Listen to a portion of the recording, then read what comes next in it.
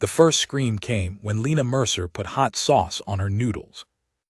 Not when the station alarms went off. Not when the armored doors slammed shut. Not even when the 5 most dangerous leaders in the Orion Compact backed away from her table with their guards reaching for weapons. The scream came from a 2-meter-tall Kari warlord who had personally survived 3 vacuum breaches and once killed a tunnel predator with a broken ceremonial spear. He stared at the little red bottle in Lena's hand, as if she had just uncorked a planet killer. "What did you add to the food?" he whispered. Lena looked down at her lunch, then back up at him. "Chili sauce." The warlord made a sound deep in his throat. Behind him, a Deathworld matriarch dropped to one knee. Not in pain. In surrender. And that was the moment I realized the entire summit had gone very, very wrong. Set up. Cinder Crown Station had been built to make dangerous people feel safe. It hung above the blue-white gas giant Orpheon like a black ring cut from obsidian, all armored ribs, rotating gravity drums, and docking spines thick enough to survive a cruiser collision. The outer hull had no windows. The architects apparently believed that if you invited 23 species known for solving arguments with claws, venom, or orbital bombardment, it was wise not to give anybody a pretty view to stand near. Inside, though, the station was almost elegant. The central diplomatic habitat had warm amber lighting and walls covered in pale stone from 6 different worlds. Artificial trees grew from recessed beds. Their leaves were silver and smelled faintly of rain. Small service drones moved silently over polished floors, collecting cups and replacing air filters before anyone noticed they needed changing. It would have been peaceful if not for the soldiers. There were soldiers everywhere. Kari honor guards in layered ceramic armor stood beside Vaer poison wardens wrapped in translucent breathing veils. The Sorn delegation brought broad-backed infantry, whose scales changed color when they were nervous. The Ilian arrived with 3 pale assassins who never seemed to blink.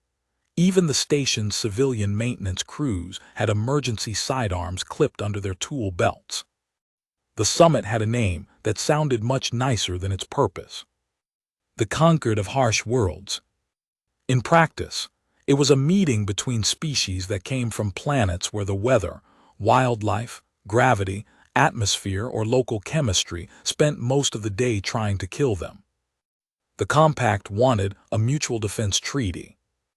The Deathworld civilizations wanted guarantees that none of the others would use the treaty as a convenient way to study their weaknesses. Earth had been invited late. That part mattered. Humans had only joined the wider compact 9 years earlier. We were still the strange new species everybody had opinions about. Too soft, too reckless, too friendly, too armed, too curious, too willing to touch things clearly labeled "do not touch." The list depended on who you asked.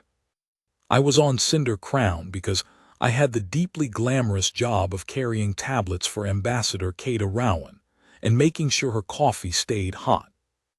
My name is Joran Pell. I was 26 then, junior cultural attaché, 3rd assistant to the 2nd diplomatic secretary, which is the sort of title governments invent when they need someone to stand quietly behind important people and pretend not to hear classified conversations. I kept notes obsessively. Paper notes, not digital ones. That habit annoyed security and amused Ambassador Rowan. She said I looked like a 19th century clerk who had wandered onto a star station by mistake. She was not entirely wrong.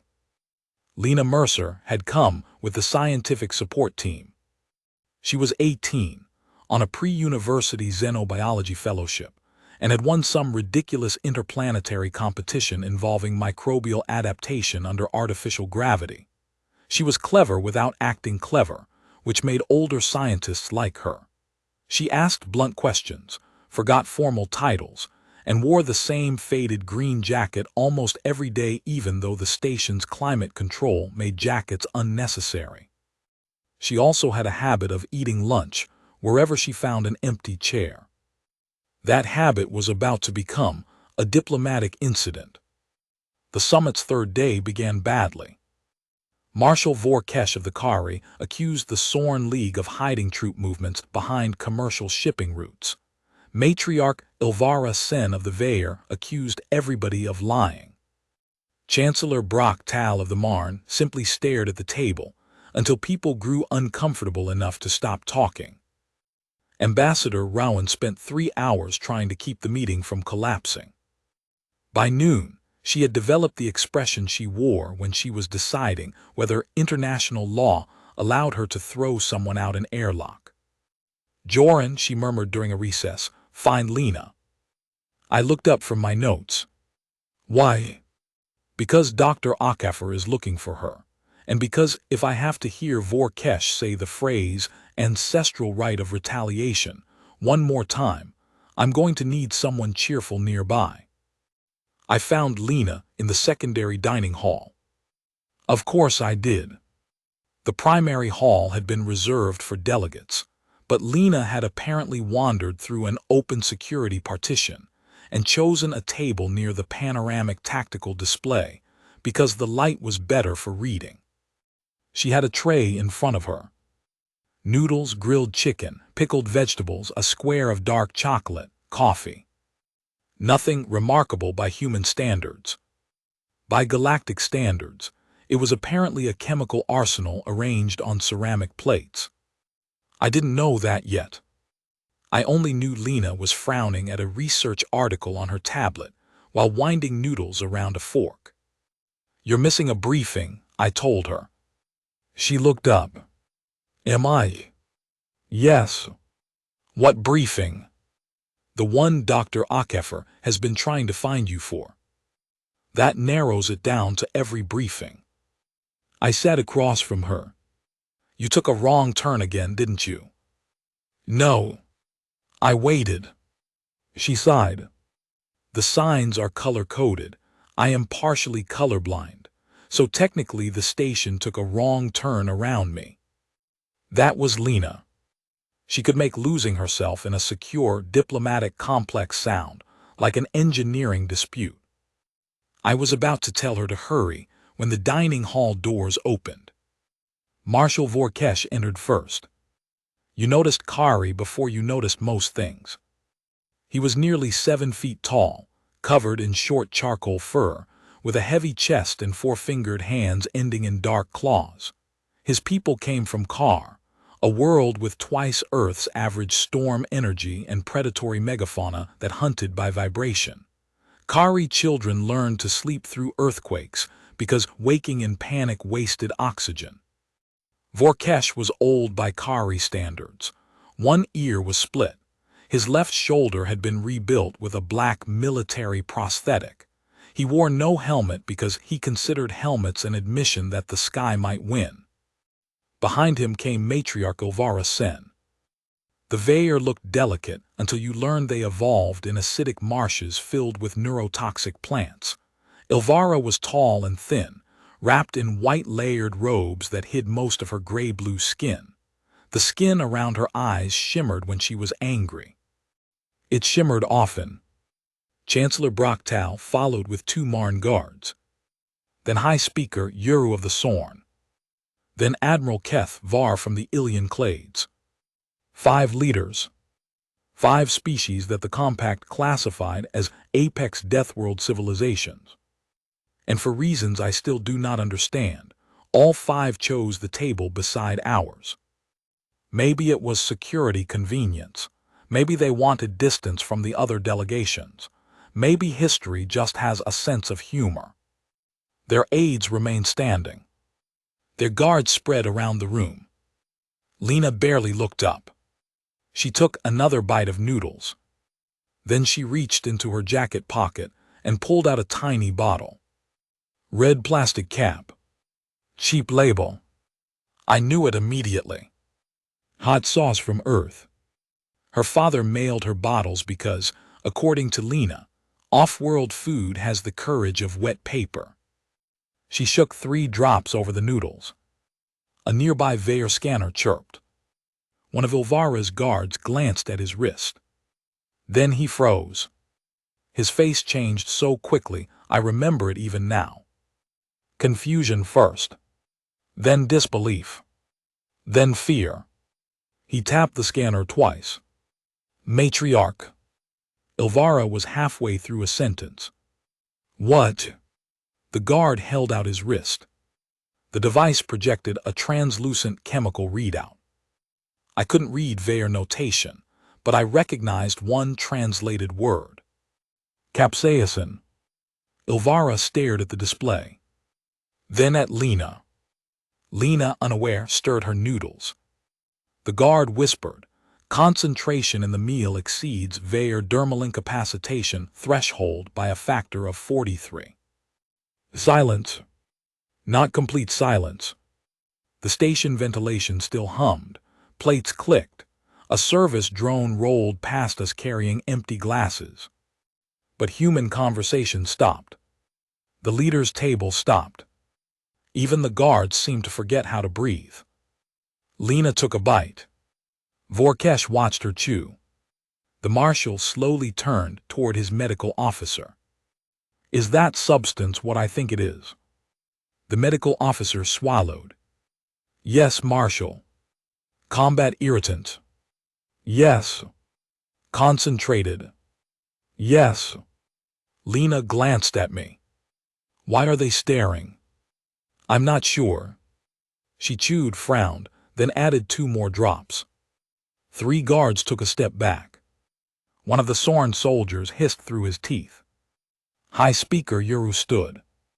The Sorn were broad, scaled, and heavy enough to dent cheap flooring. Yuru had survived the red deserts of Neth, where surface temperatures shifted 60 degrees between daylight and dark. He wore ceremonial scar bands across both arms. He pointed at Lena's plate.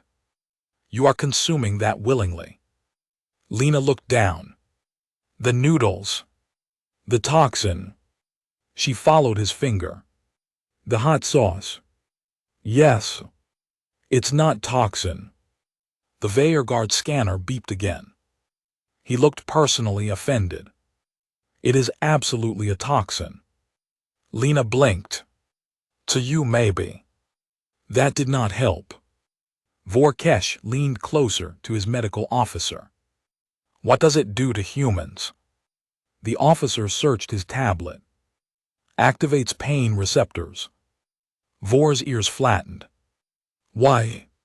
I do not know. No, why would she ingest a substance that activates pain receptors? Lena heard that. Because it tastes good. The marshal stared at her. There are moments when 2 cultures meet and discover something beautiful about each other. This was not one of them.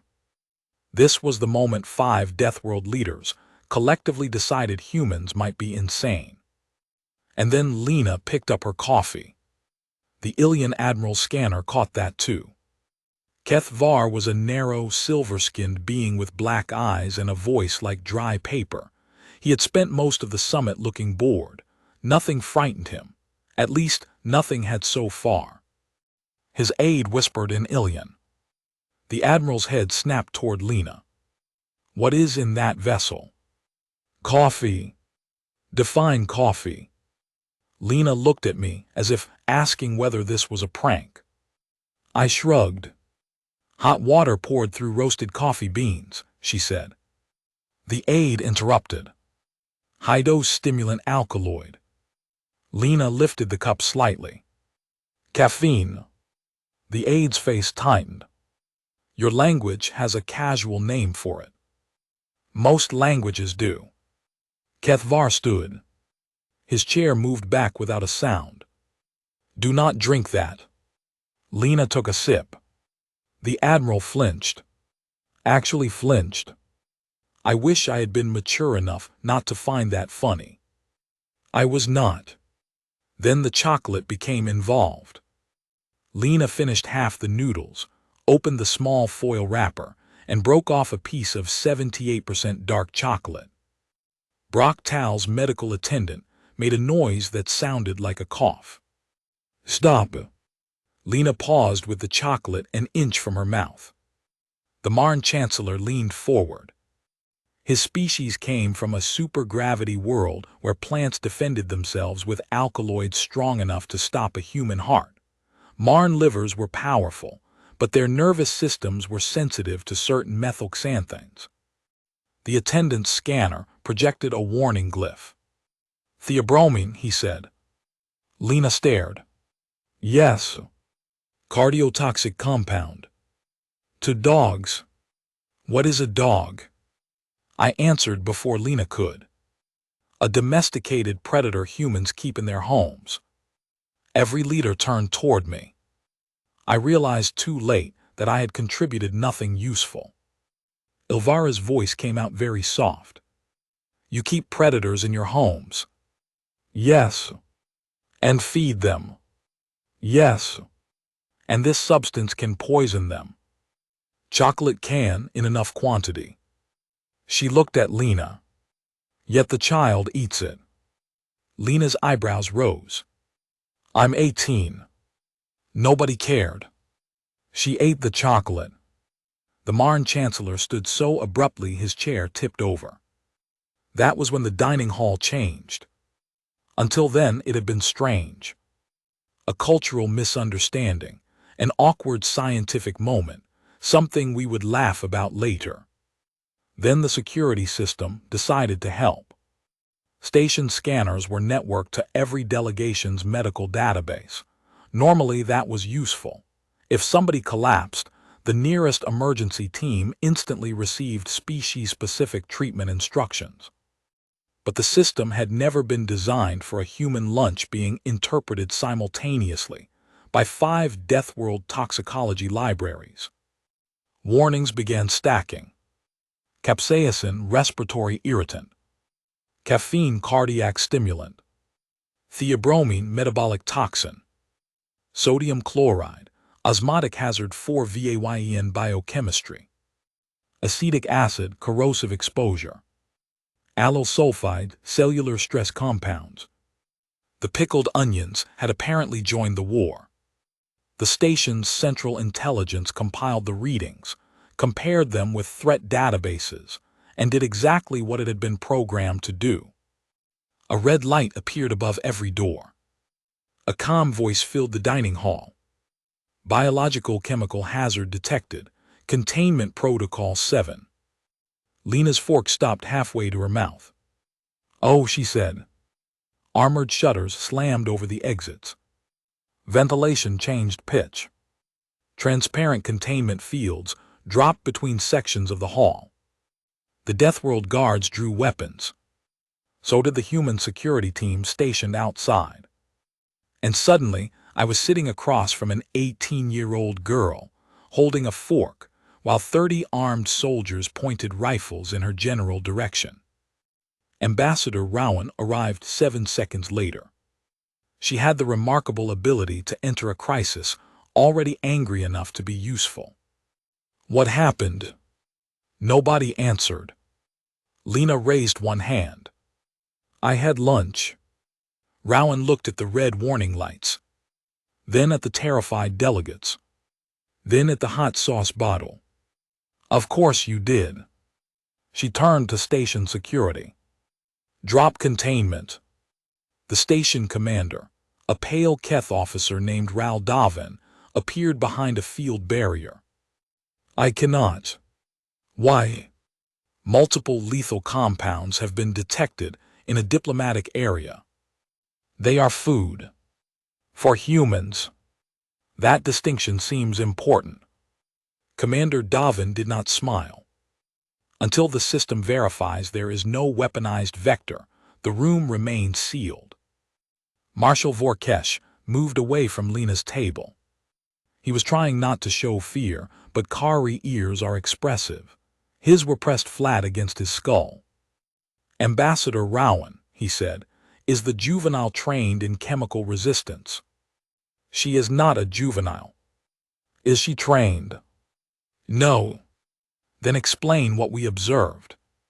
Rowan glanced at Lena. Lena still held the fork.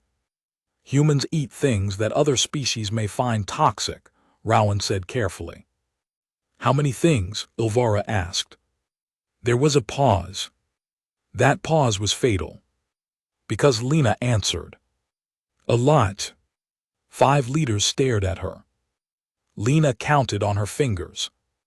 Caffeine, capsaicin, ethanol, theobromine, some mushrooms, nutmeg if you overdo it, cassava if you prepare it badly, pufferfish though that one actually is dangerous, raw kidney beans, certain shellfish.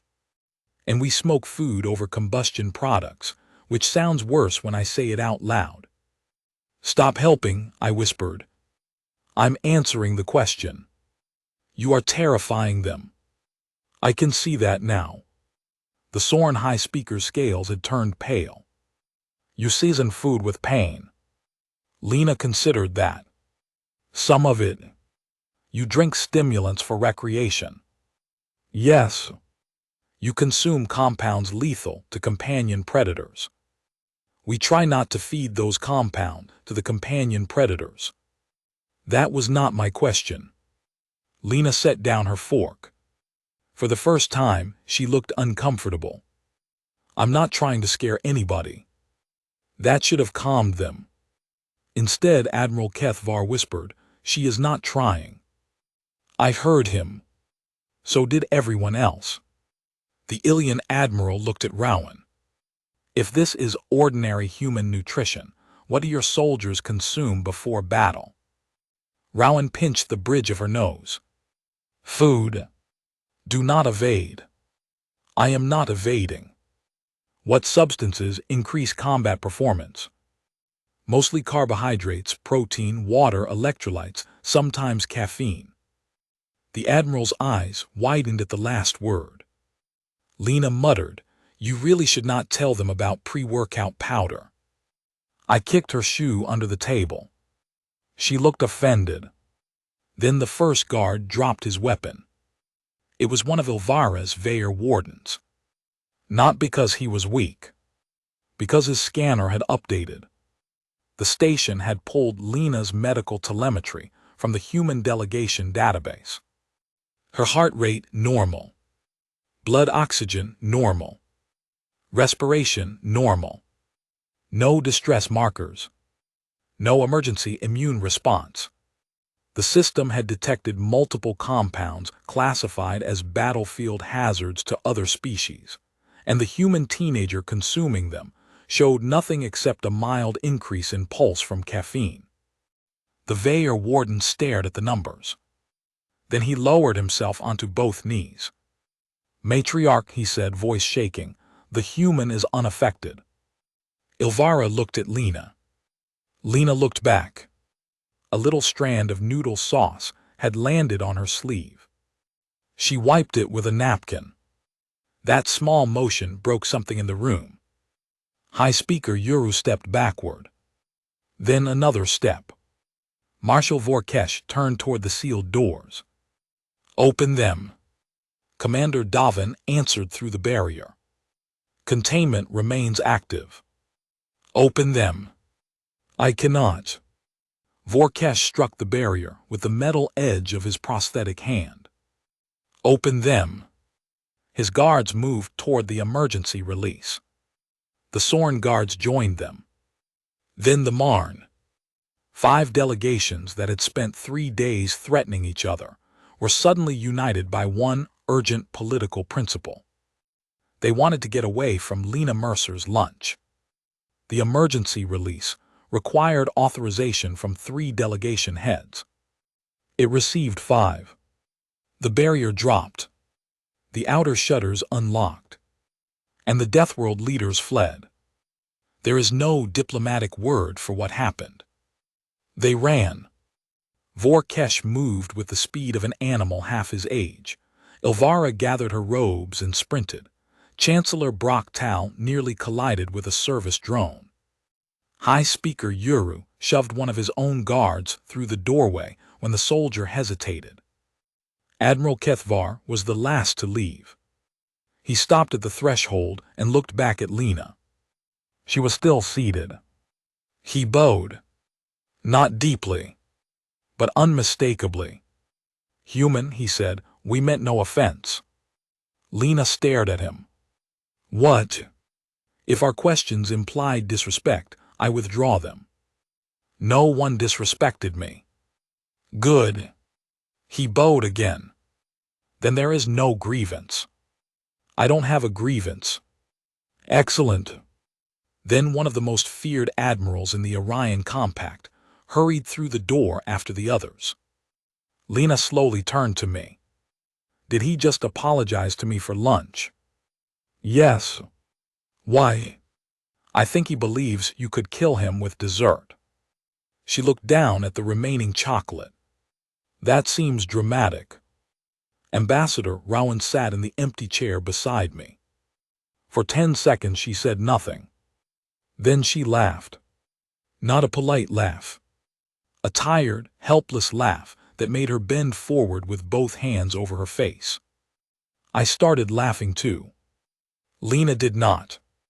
She stared at us with the expression of someone who had been accused of detonating a bomb by eating a sandwich. It is not funny. That made Rowan laugh harder. Unfortunately, we stopped laughing 20 minutes later.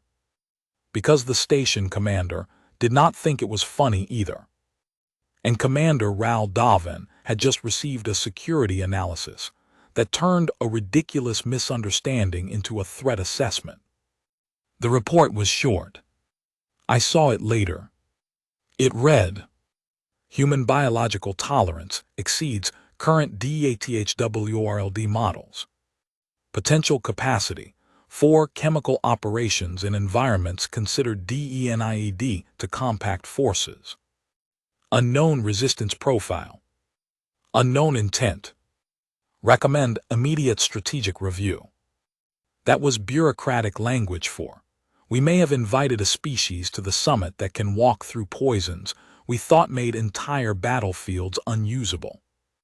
By 1300 station time, the story had spread.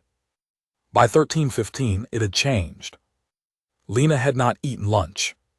She had demonstrated toxin immunity.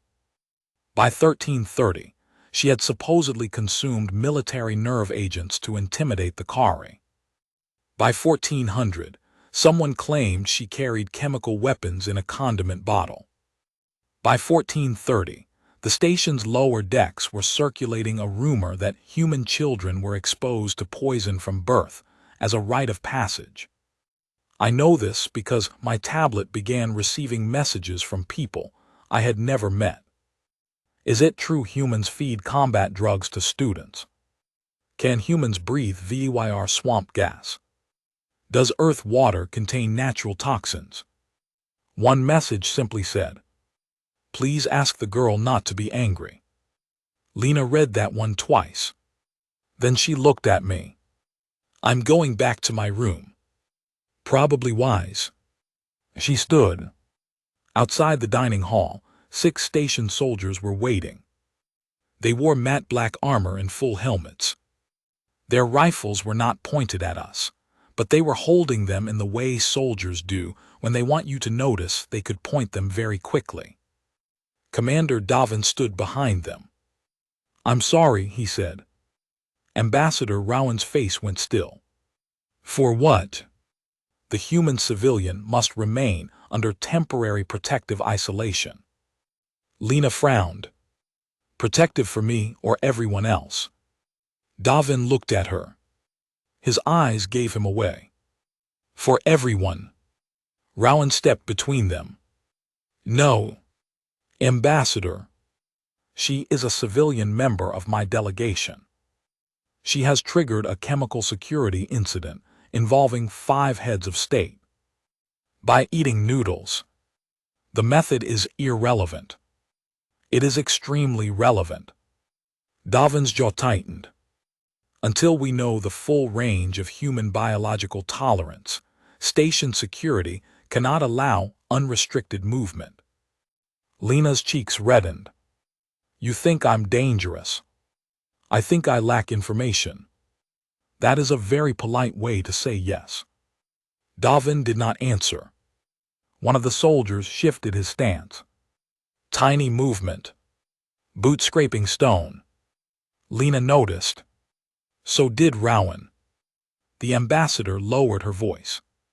Commander, if one of your people touches her, this becomes a diplomatic detention. If she refuses isolation, it already is. The hallway seemed narrower. I could hear my own breathing. Lena looked at the soldiers. Then at Rowan. I'll go. Rowan turned. No. It's fine. It is not fine. I know, but those soldiers are scared. One of them stiffened. Lena looked directly at him. I'm not insulting you, she said. I would be scared too if I thought someone was carrying poison around in a sauce bottle. No one moved. She held out both hands. I'll go to isolation, but I want my tablet, I want Joran with me, and I want somebody to bring my backpack from the lab. Davin hesitated. Rowan said agreed. The commander exhaled through his nose. Fine. That was how I ended up in quarantine suite 12 with Lena Mercer, 2 chairs, a fold-down bunk, a sealed observation window, and the worst vending machine on Cinder Crown Station. The suite was designed for medical emergencies. White walls, rounded corners, adjustable gravity, a sink that sterilized anything placed under the tap. The door had 3 separate locking mechanisms and a narrow panel that could pass sealed objects through without opening the room. Lena sat cross-legged on the bunk. I sat in one chair. Between us, on a metal tray, was the remains of the lunch security had confiscated as evidence. They had returned it after analysis. Apparently, the noodles were not a weapon. The hot sauce bottle, however, remained in a containment box. Lena stared at it through the clear lid. My father is going to laugh for 6 months. At least. He told me not to bring that bottle because the cap leaks. And now it is a strategic threat. Exactly, he'll be unbearable. I smiled. Then I saw her hands. They were shaking. Just slightly. She noticed me noticing and tucked them under her elbows. I'm fine. No, you're not. I know. For a while we listened to the ventilation. The station had lowered airflow through the quarantine wing. Every few minutes the pipes clicked inside the wall. Lena looked toward the observation glass. They really think I could hurt them. They don't understand us. That is not better. No. She rubbed her thumb against the edge of her sleeve. I was eating lunch. I know. I wasn't showing off. I know. If I had known, I wouldn't have. Lena. She stopped. You are allowed to eat your own food. She gave a small, humorless laugh. Apparently not near heads of state. An hour passed. Dr. Okafor called through the room terminal and spent 20 minutes explaining comparative toxicology. The simplified version was this. Earth plants had spent hundreds of millions of years inventing chemical defenses. Humans, being humans, had responded by turning many of those defenses into flavoring, medicine, stimulants, preservatives, and recreational substances. Capsaicin discouraged mammals from eating peppers. Humans bred peppers to make more of it. Caffeine discouraged insects.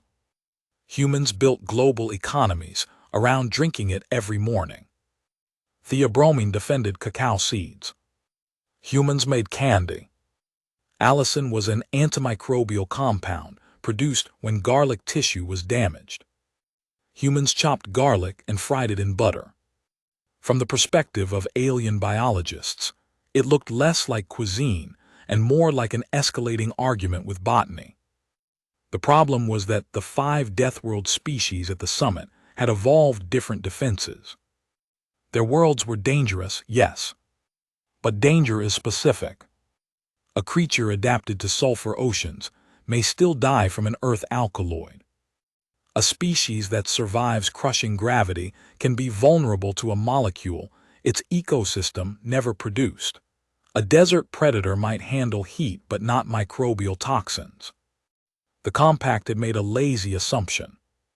Deathworld meant universally tough. Earth had just exposed that as nonsense. Lena listened quietly. So they're embarrassed. Dr. Akeffer's face appeared on the terminal. Yes. And scared. Yes.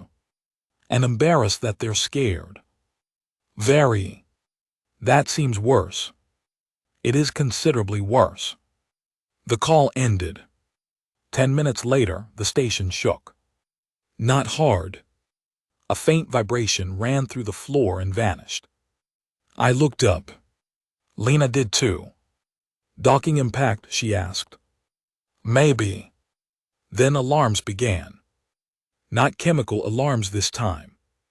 Security alarms. 3 short pulses. Pause. 3 more.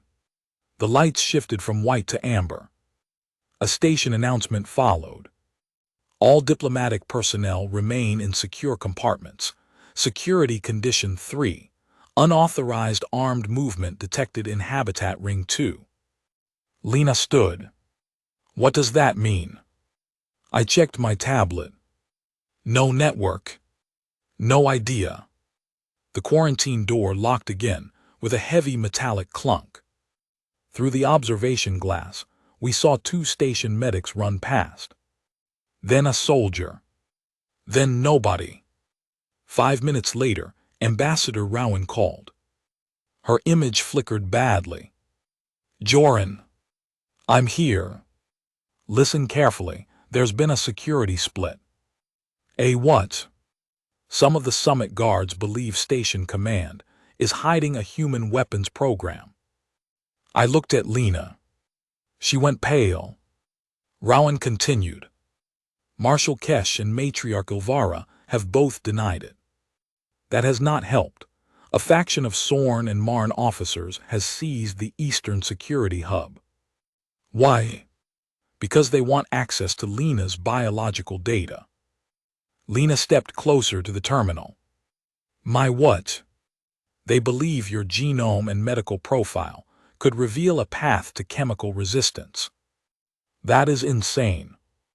Yes. Tell them no. I did. A burst of static interrupted the transmission. Rowan's face returned. They may try to move you. Do not leave that room unless I personally tell you to. The screen went black. Lena stared at it. I heard something in the corridor. Boots. Many boots. Slow and organized. They stopped outside Quarantine Suite 12. A voice spoke through the door. Human Lena Mercer, this is Senior Protector Havoc of the Sorn delegation. You will be transferred to secure medical review. Lena did not answer. I moved between her and the door without thinking. Which was pointless. I was a cultural attaché armed with a notebook. The voice came again. Open the compartment. I pressed the intercom. This room is under Earth diplomatic protection. Your ambassador has lost authority over station security. That is not how diplomacy works. It is how emergencies work. Lena whispered, Joran. I glanced back. She was looking at the ceiling vent. What? That maintenance grate. No. I didn't say anything. You were about to suggest climbing into it. Maybe. You are not climbing through station ventilation. A metal impact hit the outer door. The whole frame jumped. Lena looked at me. Still no. Another impact. Fine, I said. Now ventilation sounds reasonable. The grate was designed to resist accidents, not determined teenagers with a metal chair. Lena stood on the bunk and jammed the chair leg under one corner. I helped pull. The fastener snapped. Outside, somebody began cutting through the first door lock. Hot sparks appeared around the frame. Lena shoved the grate aside. The opening was narrow. "You first," I said. She crawled up. "I thought adults went first in dangerous situations." "I am not letting the person everyone wants crawl behind me." That sounded almost brave. "Go." She disappeared into the duct. I followed. Behind us, the quarantine door began to open. The duct was dark, dusty, and far too small for dignity. We crawled on elbows and knees, while the station alarm pulsed through the metal around us. Lena moved quickly. Too quickly. "Slow down," I whispered. "They have guns." That is a persuasive counterargument. We reached a junction. 3 paths. No labels. Lena pointed left. "How do you know?" "I don't." "Wonderful. Left feels lucky. We are basing survival on your feelings. You followed me into a vent." "Fair point." We went left. The duct sloped downward toward a maintenance corridor. Through a grate beneath us, I heard voices. Orders are to secure the human alive. Resistance. Minimal force. And if Earth security intervenes. A pause. Disable them. Lena stopped moving. I could hear her breathing. She whispered, "They're going to shoot people because of me." "No. Because of fear." "That's not better either." "No." We crawled past the grate. At the next access panel, Lena pushed gently. It opened into a storage room filled with cleaning drones. We dropped down. My knees nearly gave out when I hit the floor. Lena caught my sleeve. "You okay?" "Fine." "You're limping." "I am aging rapidly." She almost smiled. Then gunfire cracked somewhere beyond the wall. Short bursts. Controlled. Not warning shots. Lena's smile vanished. We found a maintenance terminal. Network access was restricted, but station maps still worked. Our location blinked on Habitat Ring 2. Human diplomatic security was 3 levels below. Between us and them were 2 sealed checkpoints, and the Eastern Security Hub now controlled by the breakaway soldiers. "We can't go that way," I said. Lena studied the map. "What's here?" She pointed to a large circular space 2 corridors west. "Environmental simulation chamber." "For training." "Looks like it." "Why do you care?" "Because it connects to the freight lift." I looked closer. She was right. The chamber was used to test diplomatic protective gear under different planetary conditions. It had independent pressure controls, temperature systems, atmospheric mixers, and 3 service exits. Also, according to the map, an emergency medical shelter. "Good," I said. We cut through there. We left the storage room. The corridor outside was empty. Amber light washed everything in dull gold. Far away, a station door slammed. Lena moved quietly for someone wearing old sneakers. We reached the simulation chamber access without seeing anyone. Then we heard crying. Soft. High-pitched. From behind an overturned service cart. Lena stopped. I grabbed her shoulder. "Keep moving." The crying came again. She looked at me. "No. Lena. There's someone there. We are being hunted." "That doesn't make them less there." Before I could argue, she stepped around the cart. A small Veyer child crouched behind it. I knew enough Veyer anatomy to guess the child was maybe 6 or 7 by human comparison. Thin limbs, oversized protective breathing collar, pale blue-gray skin, one hand pressed over a bleeding cut near the temple. Beside the child lay an adult station aide, unconscious but breathing. Lena knelt immediately. The child recoiled. Not from the blood. From Lena. Its eyes widened. "No poison," it whispered. Lena froze. The words hit harder than the armed soldiers had. She slowly raised her empty hands. "No poison." The child trembled. "Human eats burning toxin." Lena looked at me. For one awful second, she seemed close to tears. Then she turned back. "Yeah," she said softly, "I do, but I'm not going to give you any." The child stared. Lena pointed at the cut. "Can I help?" No answer. She took the small medical kit from the side of the service cart. The labels were species-coded. She did not touch anything yet. "Joran, call up Veyer First Aid." I used the cart terminal. The network was still mostly locked, but medical protocols were local. I read instructions aloud. Lena followed them exactly. No human antiseptics, no adhesive strips. She used a sterile pressure pad and a Veyer-safe clotting gel. The child stopped crying. "What's your name?" Lena asked. "Thierry." "I'm Lena." "I know." That almost made me laugh, but not quite. The adult aide began to wake.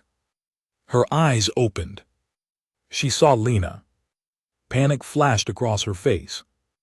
Then she saw Thierry sitting beside her, with a bandage on his head. The aide looked between them. "What happened?" "Security fight," I said. "We found you here." She tried to sit. Pain stopped her. "My ankle." Lena looked toward the simulation chamber door. "We can't leave them." I knew she was right. I hated that she was right. We moved the aide onto the service cart and pushed her into the environmental chamber. Thierry walked beside Lena, holding the hem of her green jacket with 2 fingers.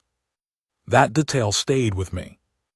A frightened Veyer child who had been told humans ate poison was now holding onto one because the corridor felt more dangerous than she did. The simulation chamber was enormous. A circular floor nearly 50 meters across, adjustable wall panels, ceiling vents, projectors capable of recreating sunlight spectra, atmospheric regulators mounted behind armored glass.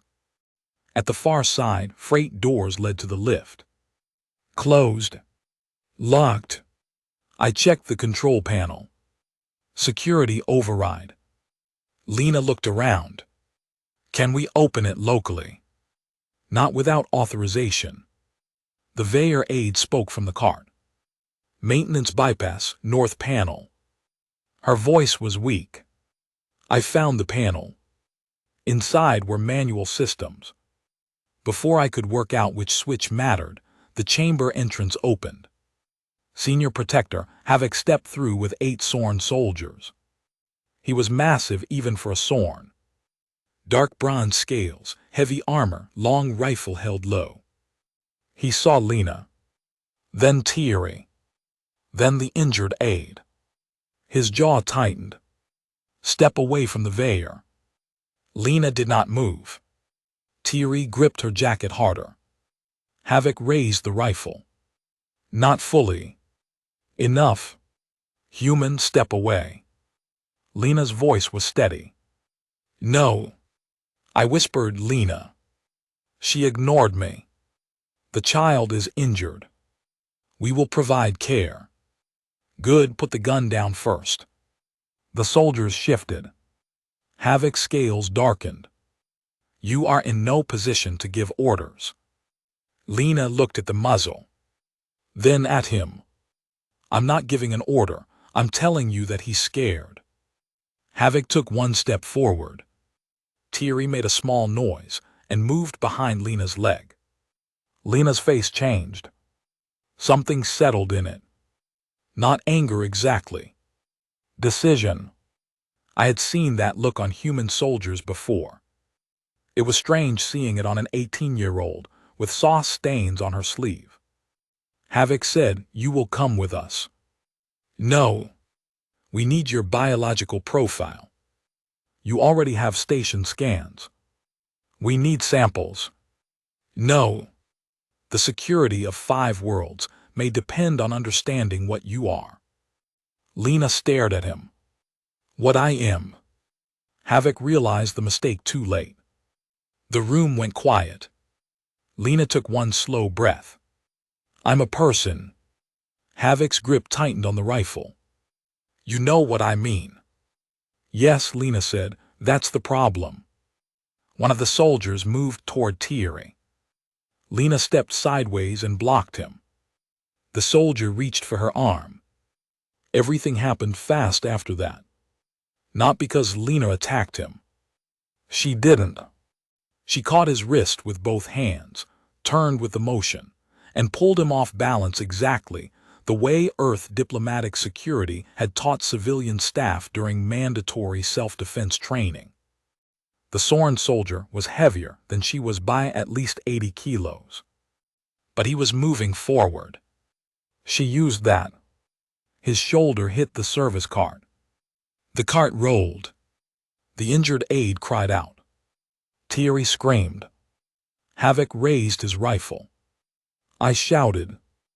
Lena slammed her palm onto the environmental control panel. A warning siren sounded. The chamber began changing atmosphere. Not randomly. She had seen the preset list. Earth coastal humid. The chamber sealed. Pressure rose slightly. Temperature climbed.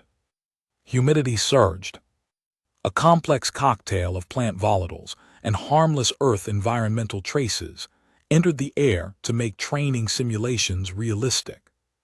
To humans, it smelled like a warm greenhouse after rain.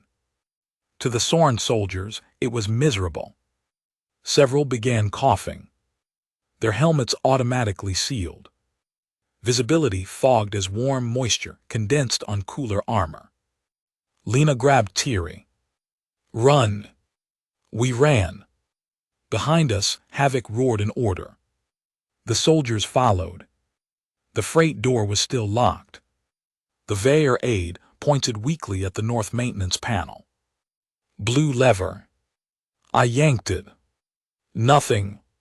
Rotate first. I rotated it. The freight door shuddered upward. 1/2 meter. 1 meter. Lena pushed Thierry under. I shoved the cart after him. A stun bolt struck the floor beside my foot. White light exploded across the metal. I fell. My ears rang. Lena turned back. Joran. Go. She did not. Of course she did not. She ran toward me as Havoc came through the mist. His rifle tracked her. Then stopped. Because Lena was standing between him and Thierry. A human girl. No armor. No weapon. Just an old green jacket and a look on her face that made a room full of soldiers hesitate. Move, Havoc said. No. I will fire. I know. You cannot stop us. I know. Then move. Lena's voice shook this time. But she stayed where she was. No. Havoc stared at her. Behind his visor, I could not read his expression. Then another voice came over the chamber speakers. Marshal Vorkesh. Protector Havoc. Every Soren soldier froze. The Marshal's image appeared on the central display, joined by Matriarch Ilvara and Admiral Keth Var. Vorkesh looked furious. Not frightened now. Furious. Lower your weapon. Havoc turned slightly. Marshal, this is internal Sorn. It stopped being internal when you pointed a rifle at a civilian under summit protection. High Speaker Yuru's face appeared next.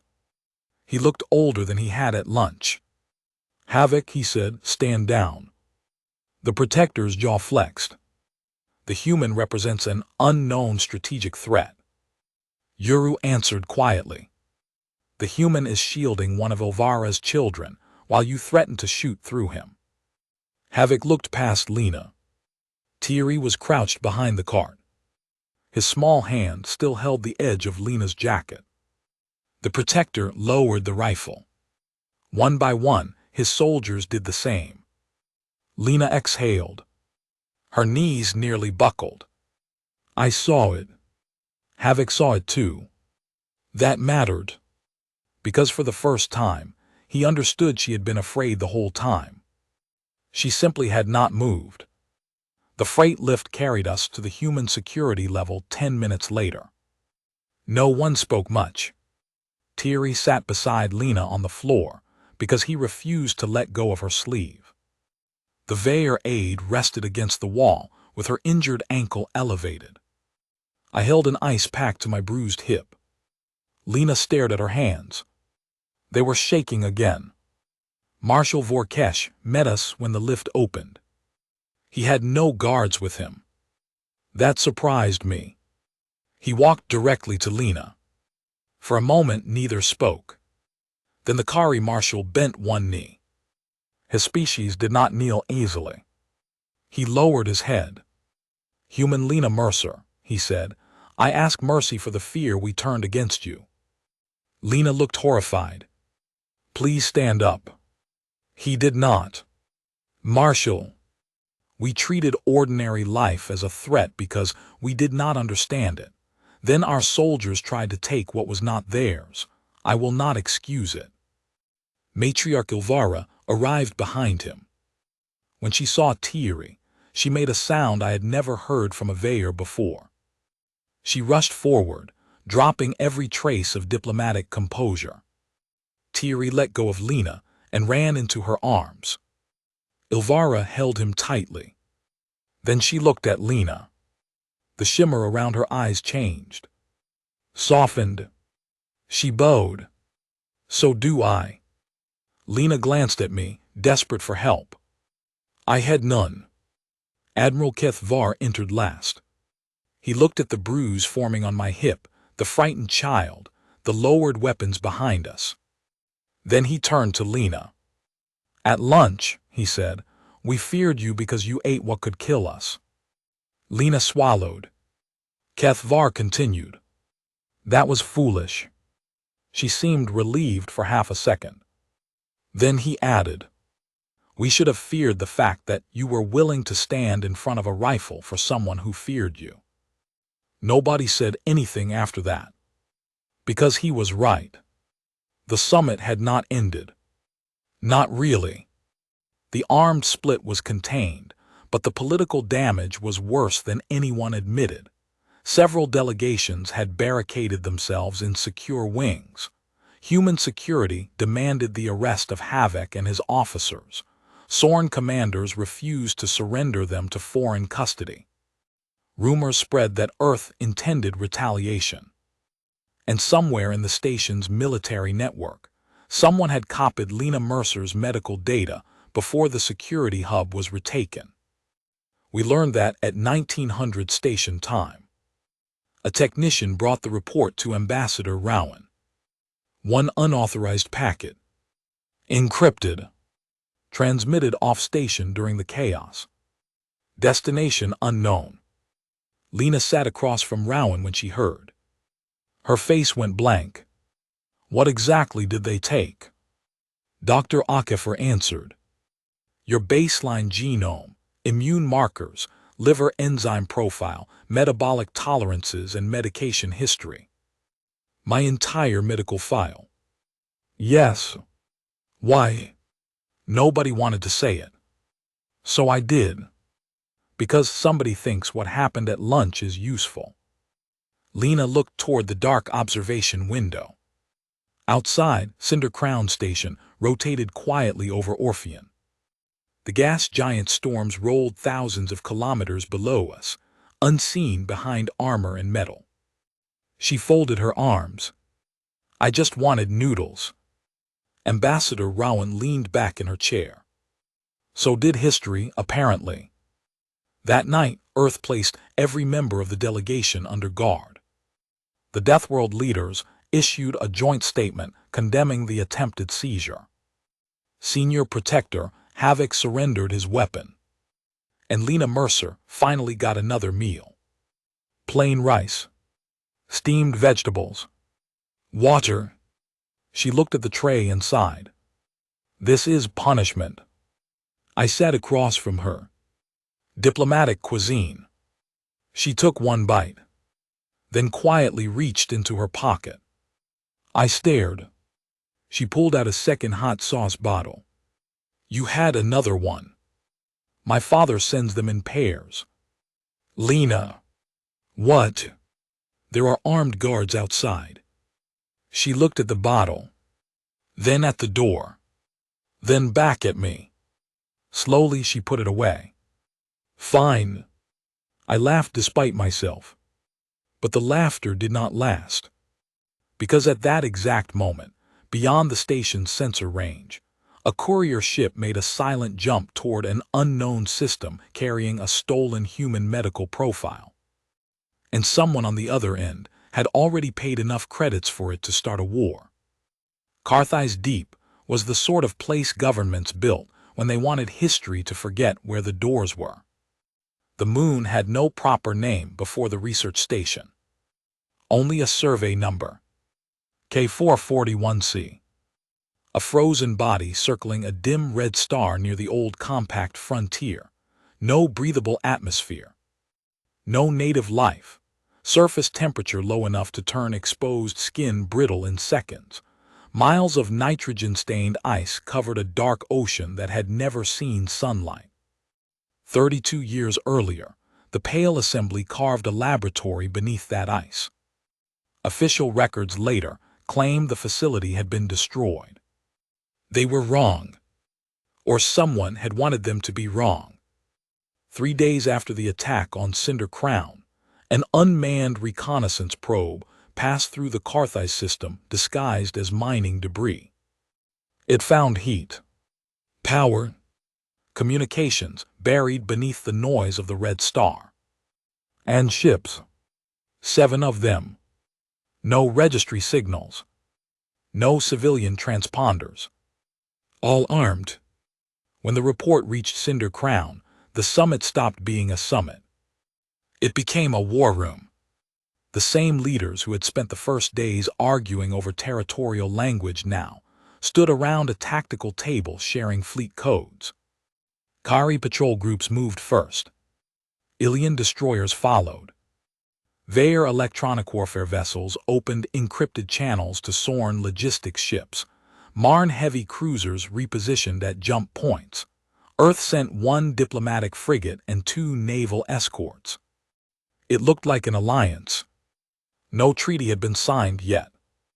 That detail made Ambassador Rowan smile. People always sign the paper after they've already decided whether they trust each other, she told me. I wrote that down. Lena read over my shoulder.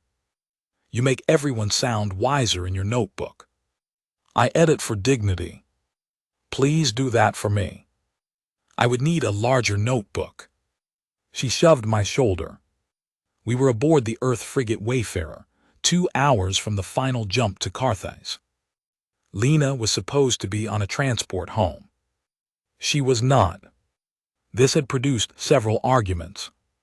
Captain Orlov lost the first one, because the Pale Assembly had copied her medical profile. Dr. Okafor lost the second, because Lena's fellowship authorization technically allowed her to remain with the scientific delegation.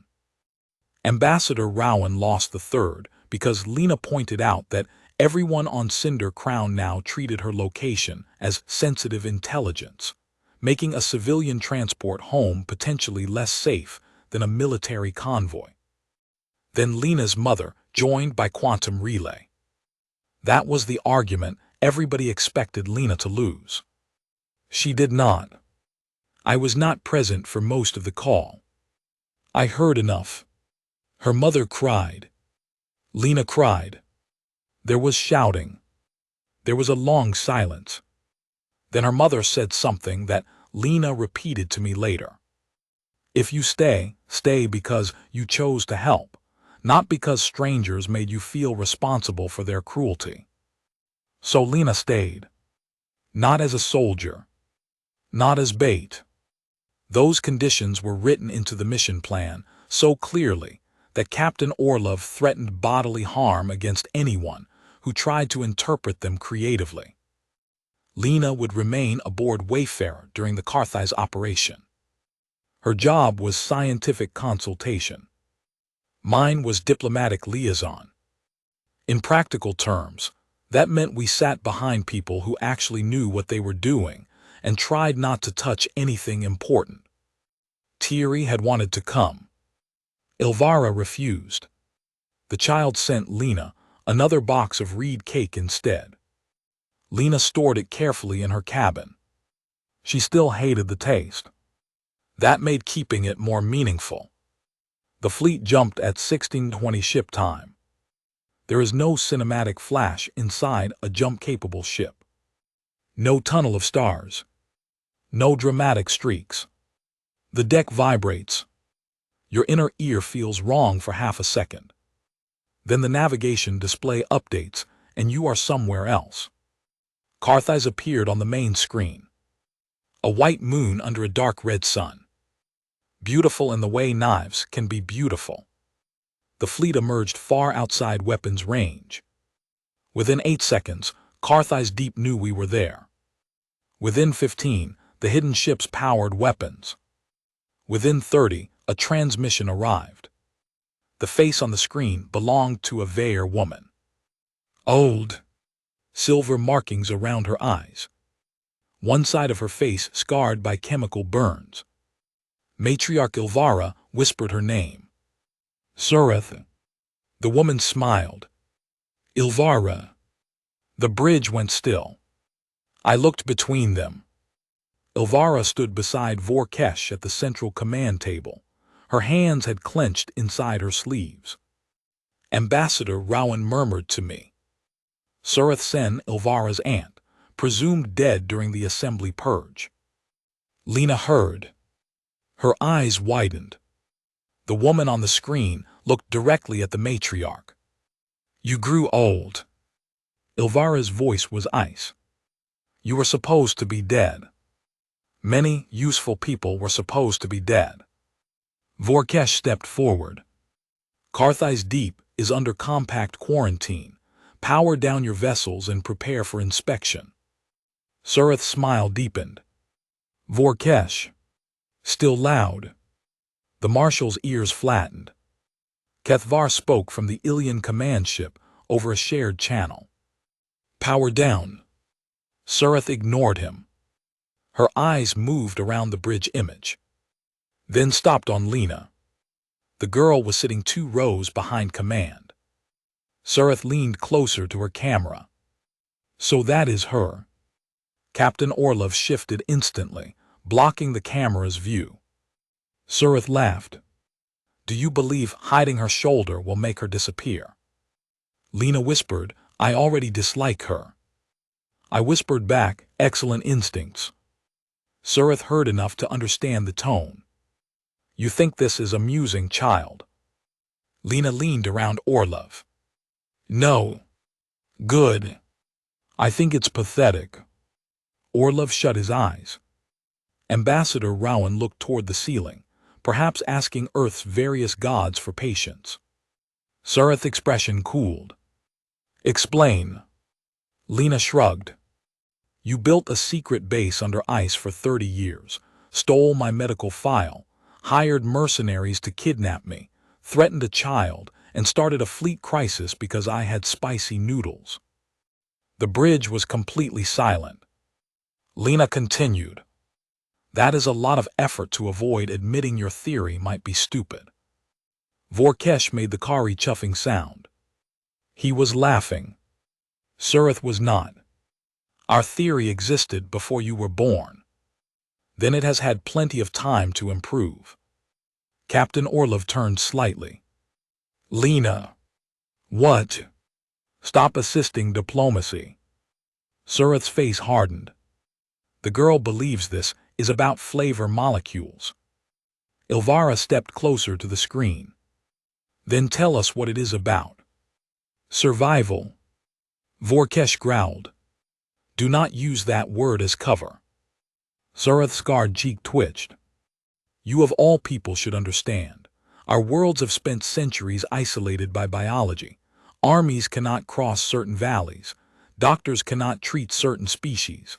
Colonies fail because one world's harmless soil chemistry poisons another. We found a path toward adaptive tolerance. By experimenting on prisoners, Ilvara said. By experimenting on volunteers. You called debtors volunteers. Surith did not deny it. Lena looked at Dr. Akefer. He looked sick. Surith continued. The old assembly became frightened of its own success. Politicians destroyed laboratories and burned research because they feared military misuse. Kethvar replied, the research was military misuse. Some of it. All of it eventually. Surith's voice sharpened. You think your fleets are moral because your weapons are metal. Biology is not more evil than a gun. No, Lena said. Everyone turned toward her. She stood. The evil part is deciding somebody else's body belongs to your project. Surith stared. Lena's hands were shaking. I could see it from my seat. But her voice was clear. You could have asked Earth scientists to cooperate. You could have published your theories. You could have studied environmental medicine with consent.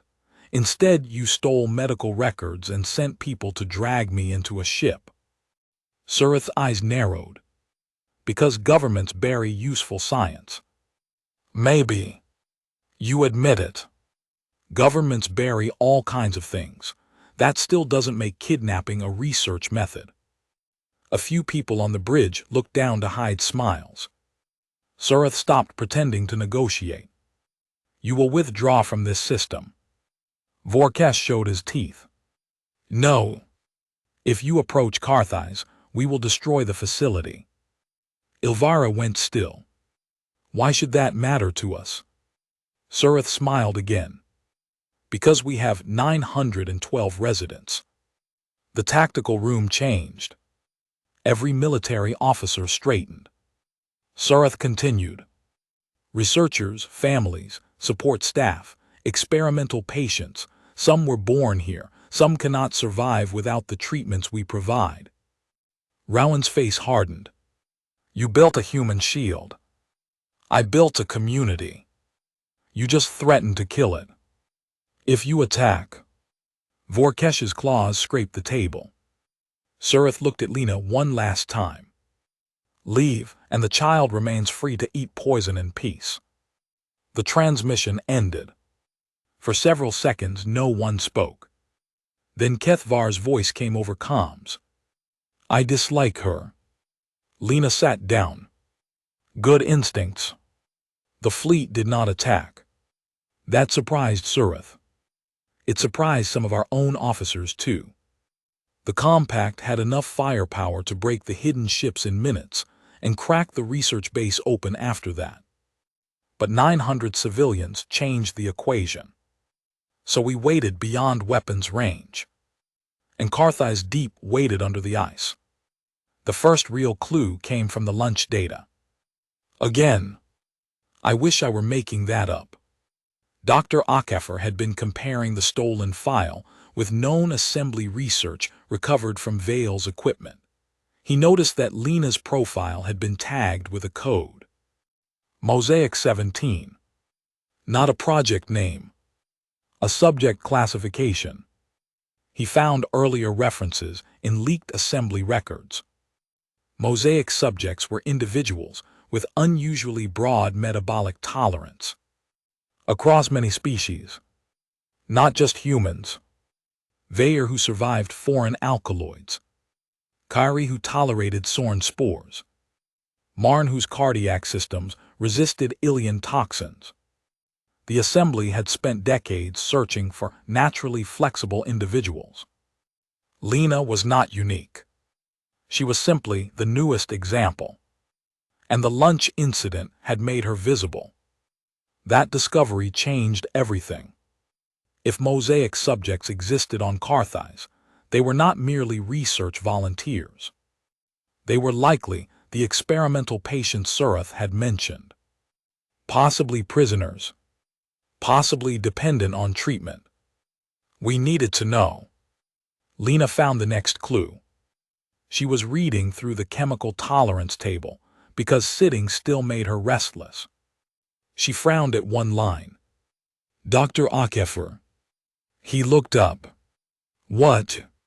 This value is wrong. What value? Vayer response to capsaicin. The doctor leaned over. It matches the station reading. No, it matches the station security threshold. That's not the same as a biological lethal threshold. Akefer looked closer.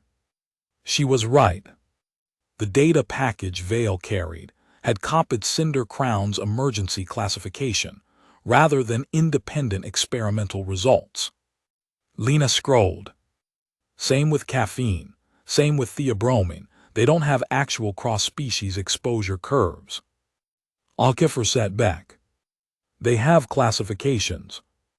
Not science. She looked around the room. They're guessing. That sounded comforting. It was not. If the assembly was guessing, it meant Carthai's Deep might be full of patients undergoing experimental tolerance treatments based on incomplete models. Dr. Akefer went pale. They could be killing people. Lena shook her head. Maybe not immediately. What do you mean? Look at these enzyme support protocols. They're stacking detox pathways. If one compound is misclassified, the treatment might work until the patient encounters a different stressor. Then everything competes. Akefer stared at her. You think they've created metabolic bottlenecks? I think some of their patients might look healthy right up until they're not. The doctor called for the medical team. Within 20 minutes, Earth and Vayer scientists agreed. Within 40, they identified a likely failure mode. Within an hour, we received an unexpected transmission from Carthais. Not Surith. A young Marn technician. The signal was weak and hidden inside a maintenance telemetry burst. Compact fleet, he whispered. If you can hear this, we need help. The bridge went silent. The technician's face flickered. He looked exhausted. There are 186 treatment subjects in sublevel 4. 23 are unstable. Director Surith has ordered lockdown. She says your fleet caused panic. Dr. Akefer moved toward the screen. What symptoms? The technician listed them. Fever, cardiac irregularity, liver stress, respiratory inflammation, neurological tremors. Exactly what Akefer feared. Lena stepped closer. What changed in the last 48 hours? The technician blinked. Who are you? Lena Mercer. His face changed. Everyone on Carthais knew the name. He whispered, the human. Lena looked tired. Yes, the human. What changed? She repeated. Director ordered new broad-tolerance injections after your data arrived. Akefer cursed under his breath. Lena closed her eyes for 1 second. Then opened them. Can you stop the injections? No. Security controls treatment access.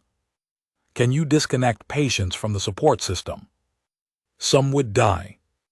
Can you send us exact formulations? The technician looked toward something off-screen. I can try. The signal cut. Files began arriving 3 seconds later. Then stopped. 20% complete.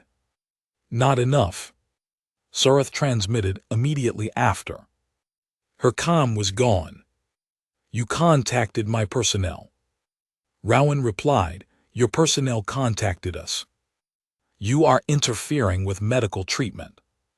You are conducting unstable experiments. Surith's face tightened. Withdraw. No. Surith looked at Lena. This is your fault. Lena flinched. I saw it. Surith saw it too. She pressed harder. You arrived, the leaders panicked, they mobilized fleets. Now patients are dying because you turned a scientific question into a political spectacle. Ambassador Rowan started to speak. Lena raised one hand. She looked directly at Surith. No. One word. Quiet. Surith paused. Lena continued. You ordered new injections. They were necessary. You used incomplete data. We used the best available. You used my cafeteria toxicology report. Surith said nothing. Lena's voice became steadier. You saw numbers you wanted and stopped asking whether they meant what you thought they meant. You are a student. Yes. I have practiced biological science longer than you have been alive. Then you should know better. The bridge became very quiet. Surith's face twisted. Withdraw or I vent sublevel 4. Ilvara stepped forward. You would kill your patients. I will deny you the research. There it was. The final truth. Not survival. Not medicine. Ownership. The patients were data to Surith too. Lena's face went white. Vorkesh's voice became a growl. You have lost. Surith laughed. Then come take them. The transmission ended. This time the fleet moved. Not to bombard. To board. Kethvar's destroyers accelerated first and targeted the 7 hidden ships' engines. Kari cruisers launched armored boarding craft. Sorn vessels flooded Carthai's communications with false targeting signals. Vair electronic teams attacked the research station's security network. Earth ships drove straight toward the moon carrying medical evacuation teams. Carthais fired. Red beams crossed black space. Wayfarer shook as a near-miss overloaded one shield bank. The bridge lights flickered. Lena gripped the arms of her seat. I gripped mine harder. The tactical display turned into chaos. Ships became moving symbols. Missiles became lines. Electronic ghosts multiplied. Kethvar's voice stayed, almost bored over command net. Hidden Vessel 3 disabled. A Kari officer answered. Boarding Vessel 2 away. Carthai's surface battery activating. Mark it. Marked. Disable only. The Deathworld fleet fought with restraint. That was the remarkable part. Every ship had enough firepower to turn the moon's surface into vaporized ice. They did not. They carved weapons from emplacements without rupturing habitation zones. They disabled engines instead of reactors. They accepted damage rather than return fire through civilian structures. 3 days earlier, these governments did not trust each other. Now their ships were coordinating firing windows down to fractions of a second. Fear had built walls between them for generations. Lena's ridiculous lunch had not magically erased that. It had simply exposed how foolish some of those walls were. Sometimes that is enough to start. The surface assault began 26 minutes after first fire. Captain Orlov left with the Earth boarding teams. Before he went, he stood in front of Lena. You stay here. Yes. You do not follow anyone into a maintenance duct. Yes. You do not volunteer as bait. Yes. You do not. Captain. He stopped. Lena smiled faintly. Come back. His expression softened. That one I can try. He left. For 12 minutes, we watched helmet feeds from the boarding teams. The facility was enormous. Ice tunnels, pressure locks, research wards, armed security barricades. Assembly soldiers wore pale armor with the broken circle symbol painted on their chests. They fought hard. Kari and Earth teams pushed through the upper levels while Vair medics followed. Then the feeds froze. Communications vanished. Wayfarer's tactical officer swore. Carthage has cut local relays. Rowan leaned forward. Can we restore? Working. A warning appeared on the medical console. Sublevel 4, atmospheric pressure dropping. Surath had begun venting the patient ward. Dr. Akefer stood. No. Pressure fell again. The patients had minutes. Lena stared at the facility schematic. Can boarding teams reach them? No communications. Can we control doors remotely? Security network is isolated. She zoomed the schematic. Her finger moved across utility lines. Why is this pipe separate? An engineer looked. Food and pharmaceutical synthesis feed. Lena stared. Of course. The facility used a medical nutrient network similar to Cinder Crown's standard compact architecture. The same kind of system Vale had tried to use.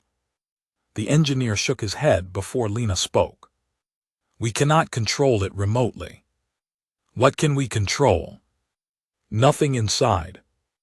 External supply. The engineer paused. Maybe thermal regulation. The nutrient reservoirs reject heat through surface exchangers. Lena looked at Dr. Akefer. What happens if the medical system overheats? Automatic shutdown. And patient support. Depends. Could it stop the new injections? Yes. Could it stop air venting? No. Lena looked at another line. What controls atmosphere? Independence. Fail-safe. Pressure loss triggers refuge seals. Why haven't they sealed? Director override. Lena stared at the screen.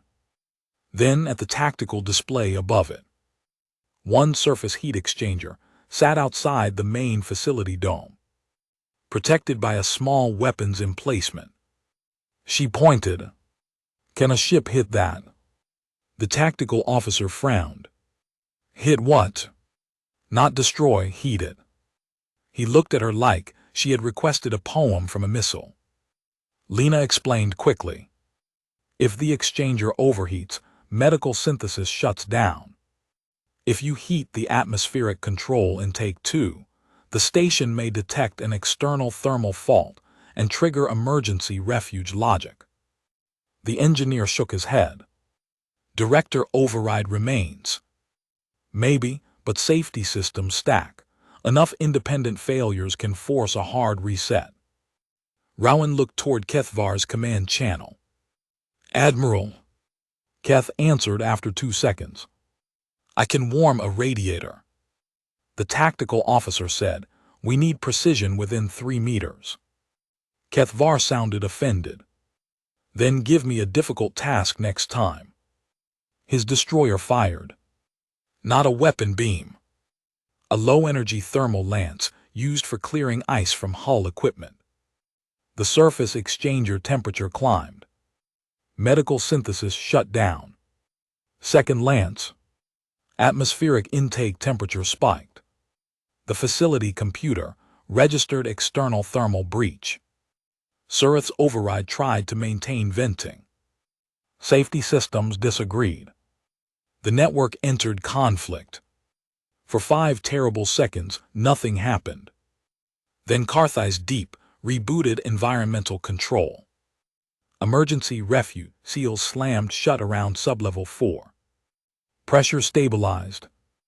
Everyone on Wayfarer exhaled at once. Lena sat back. Her hands were shaking again. I covered one with mine. She did not pull away. Communications returned 30 seconds later. Captain Orlov's helmet camera appeared. He was bleeding from the forehead. Behind him, Kari soldiers were cutting through a security door. Wayfarer, we lost pressure control. Rowan answered. Restored, patient stable. Orlov looked relieved. Good. Then he noticed Lena beside the command console. His eyes narrowed. What did she do? Rowan smiled. Stayed on the ship. That was not my question. Lena leaned toward the camera. Hi. Orlov shut his eyes briefly. I am retiring. Then gunfire resumed behind him, and the feed cut. The boarding teams reached sublevel for 17 minutes later. The first images were difficult to watch. Rows of medical beds. Multiple species. Some conscious. Some not. Tubes ran from ceiling systems into vascular ports. Automated injectors had stopped when the synthesis system failed. Vair medics moved from patient to patient. Earth doctors followed with portable analyzers. 186 experimental subjects. Many had signed consent forms. The forms were fraudulent. Some believed they were receiving treatment for chronic disease. Some had accepted debt cancellation. Some were prisoners transferred under sealed agreements. 12 were children born at Carthage to research staff and already enrolled in long-term studies. When Elvira saw that, she turned away from the display. Vorkesh did not. He watched every image. I want it remembered, he said.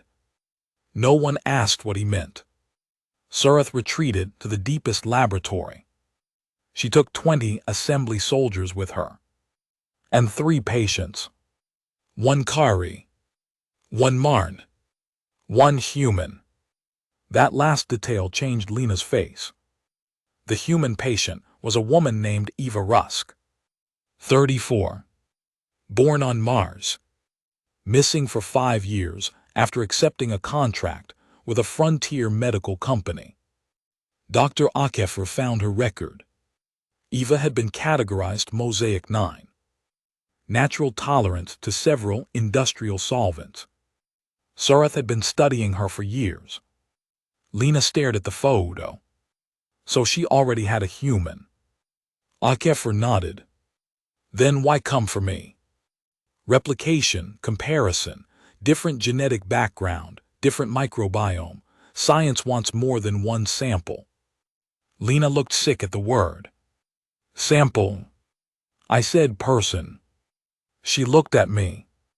I repeated it. Person. She nodded. Person.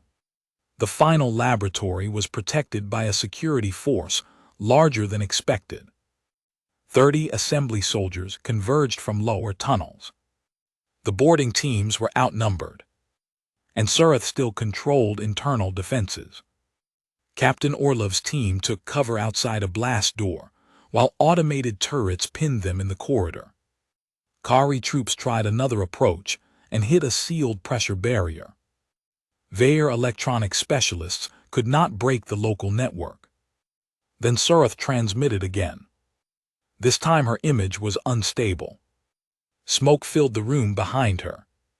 Eva Rusk sat restrained in a medical chair. A Kari male and Marn female were beside her. Surath held a pistol. You have destroyed 30 years of work. Elvira replied, we have freed your patients. You have condemned them. Without our treatments, many will deteriorate. Akefer leaned toward the channel. Then give us the protocols. Surath laughed. So you can steal them. So we can keep people alive. The research is mine. Eva Rusk lifted her head. Her voice was weak. No. Surath turned. Eva looked directly at the camera. It's ours. Surath struck her. Lena stood so fast her chair fell. Vorkesh roared. The marshal's fist hit the command table hard enough to crack its surface. Surath pressed the pistol to Eva's head. Withdraw your soldiers. Rowan's face became unreadable. You know we cannot. Then watch. Lena stepped into camera view. Surath. The Vair director looked toward her. Lena's voice was quiet. You wanted me. Captain Orlov's voice immediately came over another channel. No. Lena ignored him. Surith smiled. Finally, I'll talk to you. Lena, no, Rowan said. Just talk. Surith leaned closer. What do you offer? Nothing yet. The smile faded. Then do not waste my time. You said the research is yours. It is. Then prove you understand it. Surith laughed once. You challenge me. Yes. On what? Lena looked at HFY. He understood. He slowly opened the incomplete treatment table on a side display. Lena faced Surith. My cafeteria report. You use station hazard classes as biological thresholds. Surith's scarred face tightened. You know nothing about our full model. Then tell me the Vaer capsaicin LD50. Silence. Lena waited. Surith said, irrelevant. You don't know. We have exposure limits. Safety limits, not lethal dose. We extrapolated. From what? Surith did not answer. Lena took another step toward the camera. You gave broad tolerance injection to patients based on extrapolated hazard classifications. We had decades of data. Then why are 23 people crashing? Surith's eyes flashed. Stress from the attack. No. You are a child. And you are wrong. The words hit harder than shouting. Surith's pistol hand moved. Eva Rusk watched Lena. Lena continued. You stacked enzyme pathways without modeling substrate competition. The new treatment overwhelms detox cofactors. Your patients look tolerant until two systems demand the same metabolic support. Dr. HFY watched her carefully. He did not interrupt. Surith's expression changed. Just slightly. Lena saw it. So you know. I know nothing of the kind. You saw the failures before we arrived. No. You did. Surith's face hardened. Lena's voice softened. That's why you wanted another human, not because my file proved your theory. She swallowed. Because your existing human subject was failing. Eva Rusk closed her eyes. Surith said nothing. Lena had found the wound. She pressed. You needed me because Eva was proof your model was incomplete. Be silent. You didn't want science. You wanted a result that would make the last 30 years feel worth it. Be silent. People got hurt because you were afraid to be wrong. Surith screamed. The pistol moved away from Eva. That was the opening. Eva Rusk threw herself sideways. The Kari patient kicked the medical cart. It slammed into Surith's legs. At the same moment, one of the assembly soldiers turned his rifle on the ceiling turret control. He fired. The control exploded. Outside, the automated weapons went dead. Captain Orlov's team breached the blast door. The camera filled with motion. Earth Marines. Kari soldiers. Assembly troops dropping weapons. Surith fired once. The shot struck a wall. Vorkesh's boarding team came through the opposite entrance. The marshal himself reached Surith first. He lifted her by the front of her uniform with one hand. For one terrible second, I thought he would kill her. Everyone did. Surith looked at him and smiled through blood. Do it. Vor's claws flexed against the fabric. Prove me right. The marshal trembled with rage. Then Lena's voice came through the lab speaker from Wayfarer. Marshal. He looked toward the camera. Lena said nothing else.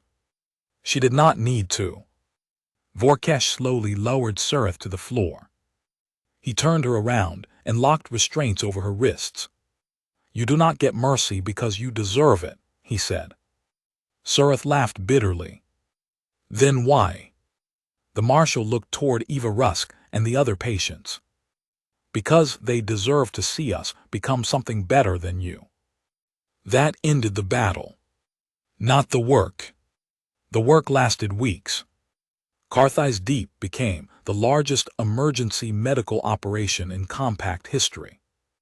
There physicians treated Kari patients. Human metabolic specialists worked beside Marn cardiologists. Sorn engineers repaired habitat systems. Ilian ships transported critical cases. Assembly researchers who surrendered provided protocol keys and treatment histories. Some had been true believers. Some had been afraid. Some had tried to leave years earlier and could not. Justice became complicated almost immediately. It usually does once everyone stops shooting. 23 unstable patients survived the first night. 2 nearly died on the second. None were lost. Dr. Akefer slept 4 hours in 3 days. Lena was finally allowed into the medical ward after the station was secure. Captain Orlov walked beside her. He had a bandage over his forehead.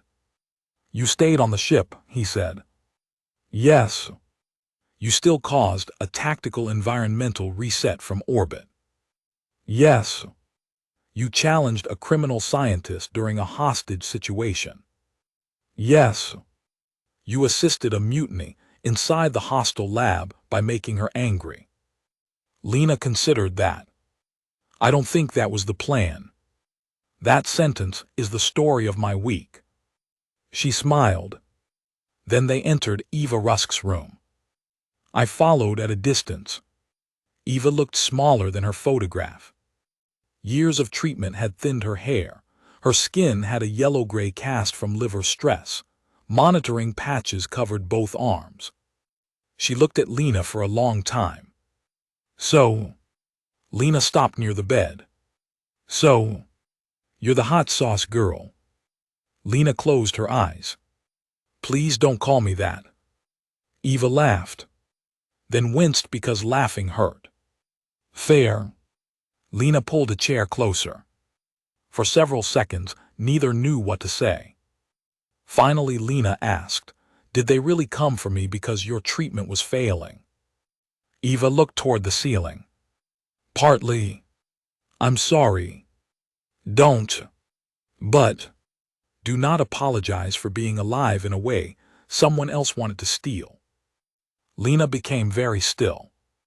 Eva turned her head. "They told me I was special too. At first. What happened? Special became useful.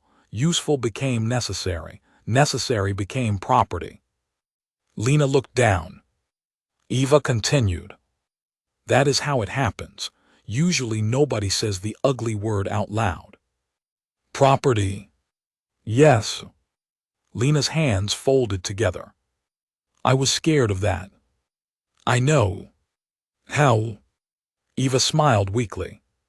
"Because I watched you argue with Surith. You weren't afraid she'd kill you." Lena looked surprised. "I was absolutely afraid she'd kill me." Eva's smile widened. "Good means you're not stupid. What did you think I was afraid of? That she'd convince everyone you were more valuable as a sample than as yourself." Lena looked toward the door. Outside stood a Kari guard and a human marine. Both were there to protect her. She looked back at Eva. "I think people are trying not to. Trying matters." It was the simplest thing anyone said all week. Trying matters. The summit resumed on Cinder Crown 12 days later. I expected a grand ceremony. There was one technically. Flags. Formal uniforms. Broadcast drones. A treaty document thick enough to injure someone if dropped from shoulder height. But the important moment happened before the cameras arrived. The leaders gathered in the same dining hall. Same table. Same amber light. Same artificial trees smelling faintly of rain. Lena entered carrying lunch. Every head turned. This time she stopped in the doorway. For a second I thought she might leave. Then Thierry saw her. He waved both arms. Lena. She smiled and walked over. Her tray held noodles, grilled chicken, pickled vegetables, dark chocolate, coffee, and one small bottle of hot sauce. Vorkesh stared at it. Lena sat. The marshal cleared his throat. I have reviewed the human food safety briefing. She looked impressed. All of it. It was 400 pages. Yes. You read it. I command 14 million active personnel. She smiled. Then you understand schedules. He stared at her. Captain Orlov, standing nearby, covered a grin. Vorkesh realized she was quoting him from breakfast days earlier. The marshal chuffed with laughter. Ilvara sat beside Tiri. Kethvar took the chair across from Lena. High Speaker Yuru and Brocktal joined. The 5 Deathworld leaders watched her open the sauce bottle. No one moved away. Lena paused. Are you sure? Vorkesh looked offended. We survived Carthage. This is a very spicy batch. The marshal glanced at Kethvar. The admiral's face remained perfectly still. We will endure. Lena added 3 drops to her noodles. Tiri leaned forward, fascinated. Ilvara pulled him gently back. No. I know, the child said. Human poison. Lena winced. Food. Human poison food. I laughed. So did half the table. Lena took a bite. Vorkesh watched carefully. Then he did something no one expected. He pushed a small plate toward her. On it was a strip of dark kari root. What is that? Lena asked. Wrath root. Safe for humans. Vor hesitated. According to your doctors, yes. That pause was concerning. It is bitter. How bitter? Very. Lena looked at him. He looked back. She picked up the root and took a bite. Her entire face collapsed. Oh, that's horrible. The Kari marshal laughed so loudly the dining hall turned. Lena grabbed her coffee. Vorkesh slapped the table. You eat pain but fear bitterness. It tastes like burned tree bark. It is excellent. It is a war crime. Kethvar quietly slid a glass toward her. Ilian fruit water. She drank it. Then Ilvara offered a piece of Vayer reed cake. Lena stared at the gray sponge. No. Tiri gasped. She looked at his face. Fine. She ate it. Tiri grinned. One by one, the table filled with foods from 6 worlds. Nothing shared without a medical scan first. We had learned something after all. Sorn mineral broth. Marn roasted seed pods. Ilian chilled fruit gel. Kari root. Vayer reed cake. Human chocolate. The leaders compared flavors like children trading snacks at school. Some things were safe only for one species. Some things were safe for several. A few smelled so terrible that even humans refused them. That delighted the Deathworlders more than it should have. The treaty was signed that afternoon. Its official title was the Concord for Mutual Environmental and Biological Protection. Nobody used that title. Within months, journalists called it the Cinder Crown Accord. It did several important things. It created shared medical standards. It banned non-consensual cross-species tolerance experimentation. It required biological research to distinguish environmental hazard classification from actual species response data. That clause came directly from Lena's argument with Surith. It established rescue programs for mixed species disaster zones.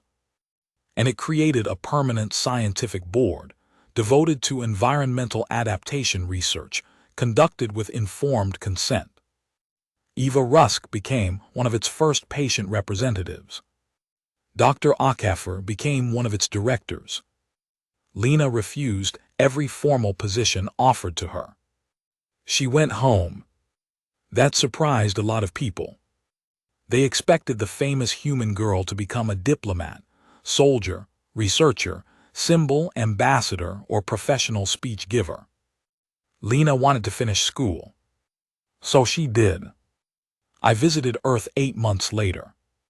Her family lived in a small coastal city where rain came sideways off the sea, and gulls screamed at passing delivery drones. Her father cooked dinner. He was exactly as amused by the hot sauce incident as Lena predicted. He had framed the confiscation notice from Cinder Crown. It hung in the kitchen. Prohibited item, concentrated capsaicin food product. Under it, he had added a handwritten label. Interstellar weapon, medium heat. Lena threatened to take it down. Her mother threatened to frame a second copy. They argued for 10 minutes. It was wonderfully normal. After dinner, Lena and I walked along the seawall. The ocean was rough. Wind pushed spray over the concrete. The sky was low and gray.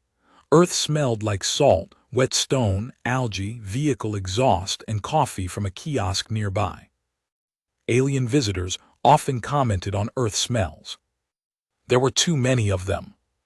Too many living things decaying, growing, flowering, fermenting, burning, cooking. A chemically noisy planet. Lena bought hot chocolate. I bought coffee. We watched waves hit the wall. "You still write everything down?" she asked. I held up the notebook. Tragically. "Did you write the whole story?" "Most of it." "Did you make me sound dignified?" "No. Joran." I edited for accuracy. She bumped my shoulder. Then she grew quiet. "People still stare sometimes." "I know. Not here much, online." I waited. "There are videos, human toxin girl, Deathworld princess, poison eater, somebody made a song. I am deeply sorry about the song. It's terrible." I assumed. She smiled. Then looked at the ocean. Sometimes I wish none of it happened. I did not tell her she had changed history. People say things like that because they think history compensates for pain. It does not. A treaty does not erase a rifle pointed at you. A medical reform does not erase having your body discussed like equipment. Saving people does not make fear disappear afterward. So I said, "That makes sense." She nodded. After a while she asked, "Do you know what was weirdest?" "What?" "The first day when they ran. I would have guessed the kidnapping. That was worse, not weirder." "Fair." She took a sip of chocolate. "They looked at me like I was a monster." I remembered Vorkesh backing away from the sauce bottle. Ilvara kneeling. Kethvar apologizing at the door. "Yes. I thought being scary would feel powerful." "Did it?" "No." She looked down at her cup. "It felt lonely." That sentence never made the official reports. It should have. Because the whole crisis began with people mistaking difference for threat. Humans were not invincible. Lena certainly was not. She got bruised, she got scared. Anesthetic gas made her dizzy. A gun could kill her. A bad fall could break her bones. A virus could put her in bed. Too much hot sauce gave her stomach pain, though she refused to admit it publicly after Cinder Crown. Earth was a death world only because somebody else needed a category. Kar was a death world too. So was Vaer. So was Neth. Every species at the summit had grown up believing its home, had taught it the hardest lessons survival could offer. Then they met one another and learned survival had many dialects. Vorkesh later visited Earth. He came officially for the first anniversary of the Accord. Unofficially, I think he came because Thierry would not stop talking about oceans. Ilvara brought him. Kethvar came too. The admiral claimed it was a security inspection. Nobody believed him. Lena took them to a public food market. That was brave in a way even Carthage had not prepared them for. The market had grills, spice stalls, coffee vendors, fermented foods, fruit, seafood, chocolate, smoke, vinegar, garlic, peppers, and thousands of humans casually consuming combinations that made alien medical scanners chirp themselves hoarse. Vorkesh stood at the entrance for a full minute. Your entire civilization smells dangerous. Lena smiled. Welcome to lunch. Thierry tried earth ice cream. Safe for Vayer in small portions. He loved it. Ilvara tried unsweetened tea. She hated it but drank the whole cup out of pride. Kethvar discovered roasted almonds and bought 6 bags. Vorkesh refused hot sauce. Everyone respected that.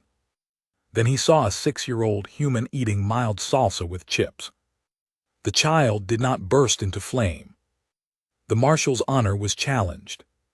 He asked Lena for 1 drop. She looked genuinely concerned.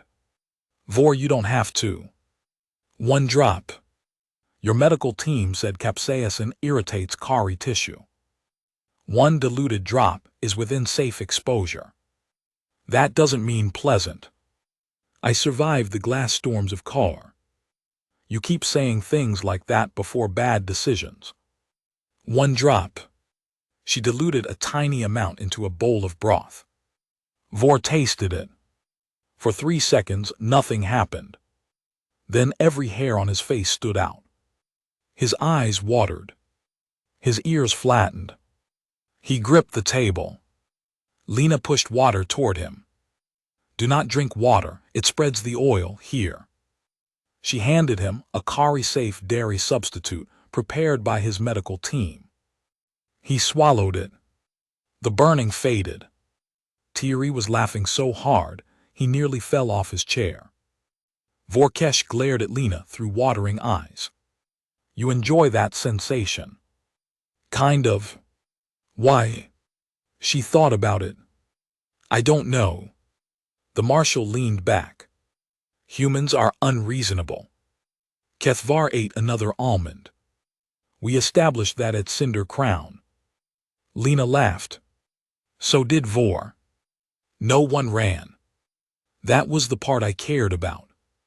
Not that the aliens learned humans were strong. Strength is easy to admire from a distance. Not that humans could metabolize compounds others could not. Biochemistry is not morality. Not even that Lena stood between soldiers and a frightened child. Though I still think about that whenever people call bravery the absence of fear. The part that mattered was that everyone came back to the table. After embarrassment, after violence, after betrayal, after discovering how easy it was to turn fear into a weapon. They came back. They learned what was safe to share and what was not. They asked before touching. They listened when someone said no. They laughed at themselves. They ate together. People like to tell the Cinder Crown story as if the punchline is that the galaxy's toughest leaders were terrified by an 18-year-old eating lunch. That did happen. I was there. I still have the notebook. Page 47 contains a stain from Lena's coffee because she knocked my cup over while arguing with a Marn toxicologist. Page 52 has Thierry's drawing of a human pepper with teeth. Page 61 contains the first draft language for what became the biological consent clause of the Accord.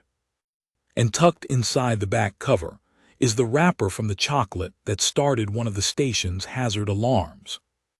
I kept it because history is rarely made from the objects people expect. Sometimes it is a crown. Sometimes a weapon. Sometimes a treaty pen.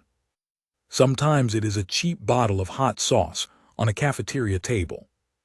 Years later, when Lena finished university, she specialized in cross-species microbial ecology. Of course she did. She worked on agricultural habitats where humans, Vair, and Marn crews lived together. Her research helped design food production systems that prevented harmless compounds for one species from contaminating another species' supply. She became known for putting warning labels on everything. Not ordinary warning labels. Very specific ones. Safe for humans. Not safe for VEYR. MARN, ask a doctor first. KHARRI, you will not enjoy this. The last one appeared on every capsaicin container in her lab. Vorkesh claimed it was insulting.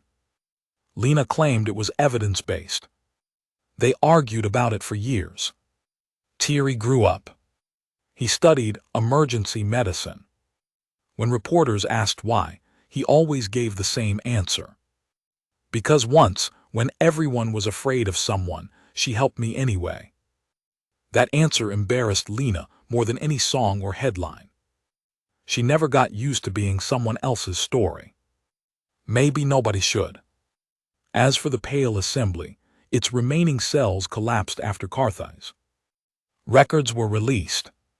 Victims were compensated where compensation was possible. Some researchers were imprisoned. Some testified. Some spent the rest of their careers trying to repair the harm they had helped create. Surath Sen stood trial before a multi-species court.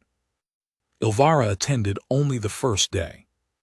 When I asked why she did not stay, she said, "Justice does not require me to keep giving her my attention." I wrote that down too. Dr. Saren Vale received a long sentence for the Cinder Crown attack. He published 3 manifestos from prison. Almost nobody read them. That may have been the punishment he hated most. Captain Orlov did not retire. He threatened to, after every mission involving Lena for the next 10 years. Ambassador Rowan eventually became Compact Secretary for Interworld Affairs. Her official portrait looked very dignified. I knew the woman in the portrait had once laughed until she cried because 5 Deathworld leaders ran away from Noodles. That knowledge made diplomacy easier to tolerate. And me. I became exactly what I feared. Annoying at dinner parties. I published my notes much later, after the security restrictions expired and Lena gave permission to include her name. The first edition had a serious title chosen by the publisher. Survival Cultures, the Cinder Crown Crisis, and the Formation of the Biological Accord. No one bought it. The second edition used the title Lena suggested as a joke. Everyone panicked AT lunch. That one sold very well. She demanded a percentage. I gave it to a scholarship fund in Thierry's name. She called that emotionally manipulative. She was right. The scholarship supports students researching cross-species public health. Every year, the recipients attend a dinner on Cinder Crown. The station dining hall is still there. The artificial trees still smell faintly of rain. The table is different now. The original was damaged during the security fighting and later moved into a museum display. Beside it sits Lena's first confiscated hot sauce bottle. Empty. Sealed behind transparent armor. The kidnapping. The rescue. Carthage. The Accord. The medical reforms. The consent laws. The Joint Rescue Corps. All from a moment when powerful people encountered something ordinary they did not understand and reacted with fear. That is why I still tell the story. Not because humans are better. We are not. Saren Vale was human too. That matters. Human biology did not make Lena good any more than Vair biology made Surath cruel. The important differences were choices. Lena chose not to treat frightened people as enemies. Vorkesh chose not to kill a defeated woman when rage told him to. Elvira chose to protect research subjects from the institution her own family had once helped build. Keth-Var chose precision when destruction would have been easier. Soldiers chose to lower rifles. Researchers chose to share data instead of own bodies. A child chose to hold the jacket of someone he had been taught to fear. And a table full of Deathworld leaders chose to come back for breakfast. Those choices lasted longer than fear. That is the whole story, really. Everything else is smoke, alarms, bad coffee, bruises, politicians, and a truly unreasonable amount of paperwork. I saw Lena last year. She was 36. Still wore green jackets. Still carried hot sauce. Still forgot formal titles. We met on Cinder Crown for the 20th anniversary of the Accord. Thierry was there in a Veilleur physician's uniform. Vorkesh had retired and walked with a cane. Keth-Var's silver skin had faded almost white with age. Elvira's eyes still shimmered when she laughed. We sat in the dining hall after the ceremony. No cameras. No speeches. Just old people, and not so old people eating too late at night. Lena had noodles. Of course she did. She opened the hot sauce bottle. Vorkesh leaned away on instinct. Everyone noticed. The old marshal slowly leaned forward again. Lena grinned. Still scared. He considered the question with great seriousness. Yes. The table went quiet. Then he added, "But fear is not an order." Lena's smile changed. Softer. She raised her coffee cup. To ignoring bad orders. Keth-Var lifted his glass. Elvira lifted hers. Thierry did too. Vorkesh raised a cup of something that smelled like engine coolant, but was apparently legal Kari tea. I raised mine. We drank. No one fled. And that, more than the fleets or the battle or the treaty, was how I knew the galaxy had changed. Resolution. The first time the Deathworld leaders saw Lena eat, they measured her in toxins. Capsaicin. Caffeine. Theobromine. Acids and salts and plant defenses. They thought the frightening thing about humanity was the list of compounds an ordinary human could swallow and call lunch. They were wrong. Human endurance mattered at Cinder Crown, but not in the way the rumors claimed. Lena was not immune to poison. She was not stronger than every alien. She was not a walking biological weapon. She was simply adapted to her own world, just as they were adapted to theirs. What frightened them had never been strength. It was unfamiliarity. And once they understood that, the fear became something they could choose what to do with. Some people chose control. Vale chose ownership. Surith chose obsession. The Pale Assembly chose to turn difference into military advantage. Others chose trust. That choice was harder.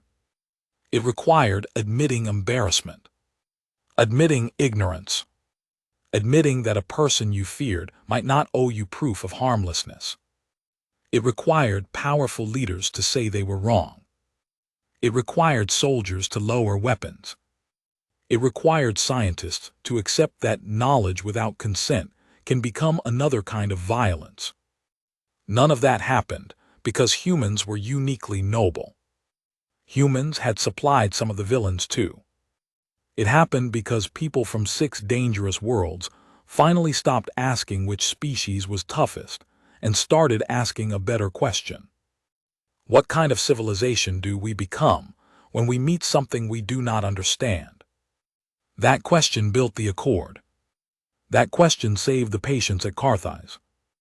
And somehow, absurdly, it began with lunch. The first thing Lena asked the next morning was whether she could go home. No one gave her a straight answer. That was how she knew the answer was no. Cinder Crown Station had stopped pretending the summit was normal. The artificial trees in the diplomatic ring still smelled like rain. Service drones still polished the stone floors. The light still warmed gradually towards simulated morning. But every corridor now had soldiers at both ends. Bulkhead doors stayed half-closed. Delegation badges were checked twice. Portable scanners sat on dining tables beside untouched cups. The station's public information channels displayed a calm blue banner telling residents there had been a temporary security irregularity. That phrase became a joke among the humans before breakfast. Apparently armed mutiny, attempted kidnapping, gunfire in a diplomatic habitat, and stolen genetic data were an irregularity.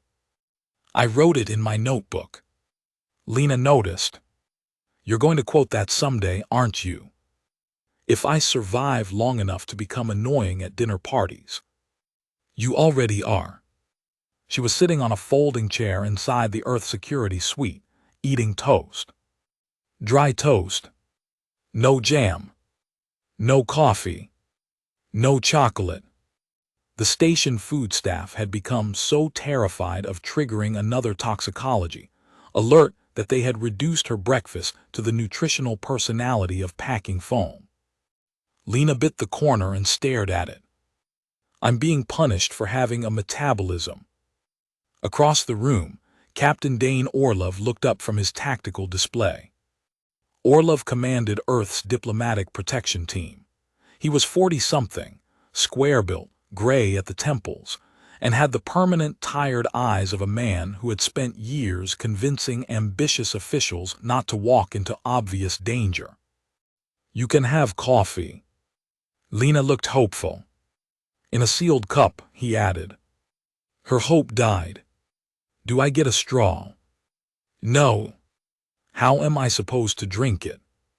You don't. I covered a laugh with my hand. Lena pointed at him. You are enjoying this. Immensely. The humor helped. It did not remove the armed Marine standing beside the door. It did not remove the fact that Lena's medical file was somewhere beyond Cinder Crown, traveling through encrypted channels toward whoever had purchased it. And it definitely did not remove the 3 Deathworld leaders waiting in the next room to speak with her. Marshal Vorkesh arrived first. He had changed out of ceremonial clothing and into dark Kari field armor. The black prosthetic at his shoulder was exposed. A thin scar ran from his jaw to one eye. In battle dress, he looked less like a diplomat and more like the reason diplomats existed. Matriarch Ilvara Sen entered behind him with Thierry. The child's head wound had been sealed with a pale patch that matched his skin. He carried a small transparent box containing some sort of vey or sweetbread. Admiral Kethvar came last. No entourage. No aides. Only the 3 of them. Captain Orlov did not look pleased. 5 minutes. Vorkesh's damaged ear twitched. I command 14 million active personnel. Orlov nodded. Then you understand schedules. Lena coughed into her fist to hide a smile. The marshal noticed. For the first time since I had met him, he looked almost embarrassed. Ilvara sat across from Lena. Thierry went directly to the chair beside her. He placed the clear box on the table. For you. Lena looked at Ilvara. The matriarch translated the label. Veyer reed cake. It contains no compounds known to injure humans. Lena lifted an eyebrow. That sentence does not make me confident.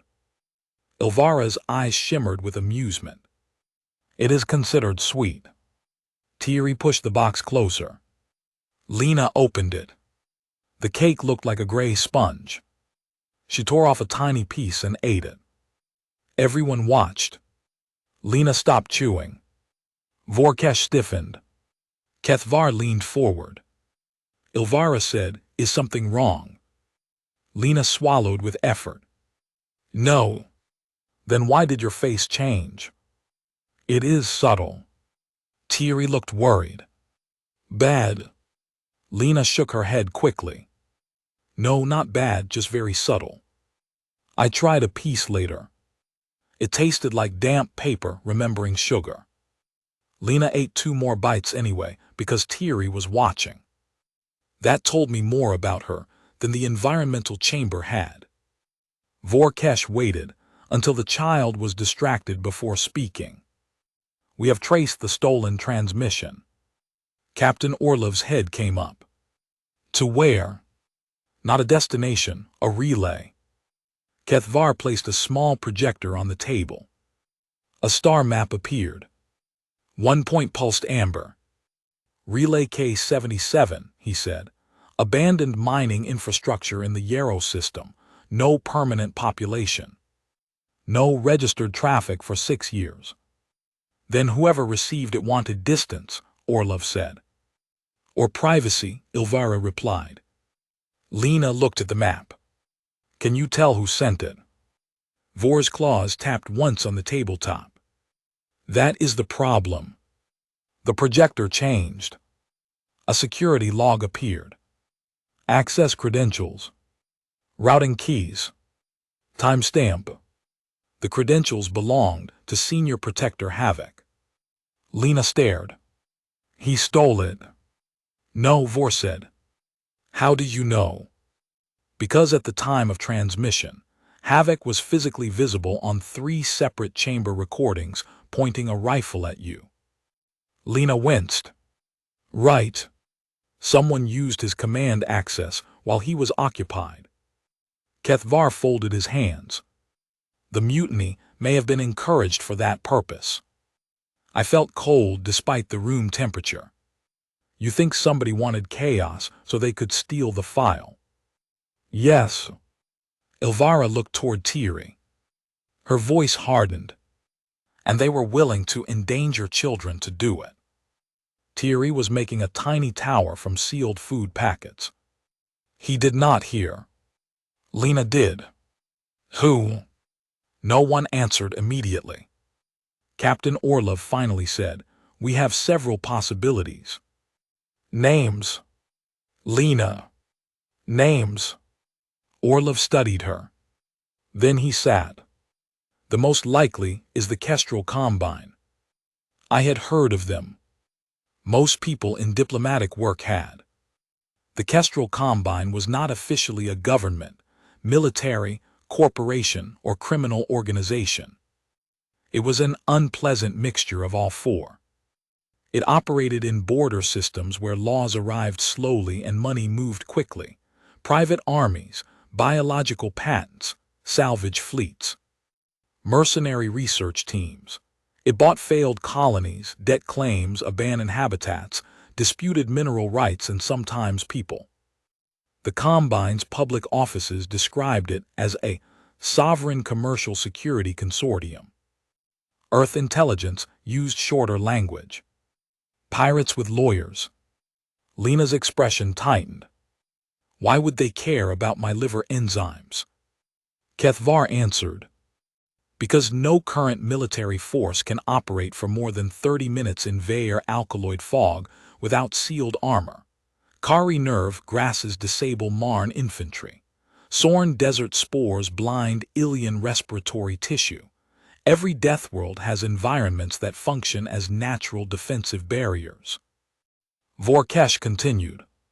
If the Combine believes human tolerance can be copied, enhanced, or manufactured, they could sell soldiers capable of entering those environments. Lena stared at him. You can't copy a species because one girl eats hot sauce. No, Ilvara said, but frightened investors have funded worse science. That line stayed with me. Because she was right. The Combine did not need the idea to be correct. It only needed the idea to be profitable. Lena looked down at her hands. So this is because of me. Vorkesh answered immediately. No. She glanced up.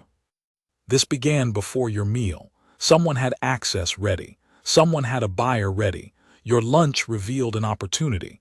The theft belongs to the thief. Lena said nothing. Ilvara leaned toward her. Do not carry another person's guilt merely because they used your existence as an excuse. For a moment the room became very quiet.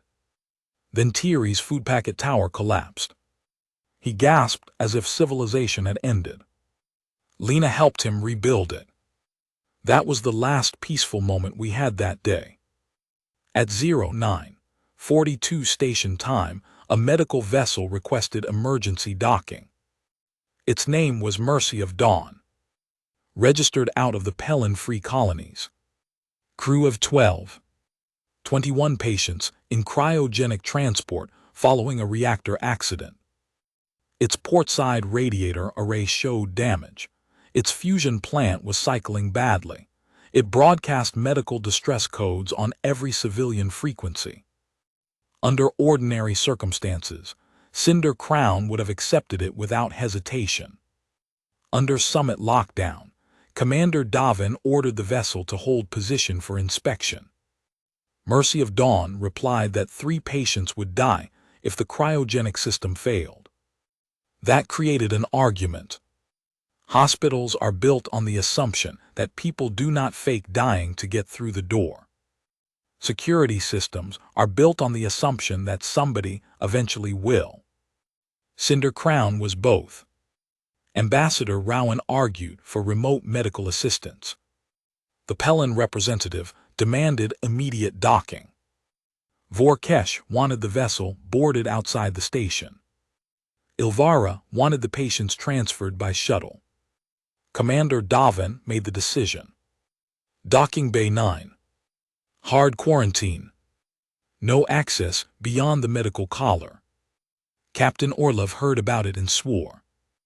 I was in the Earth suite when he did. Lena was lying on a couch reading an article about adaptive metabolic pathways. She lowered the tablet. What? Orlov was already calling station security. Unknown vessel docking during an active intelligence breach. They have injured people. Maybe. You think it's fake. I think timing is a language.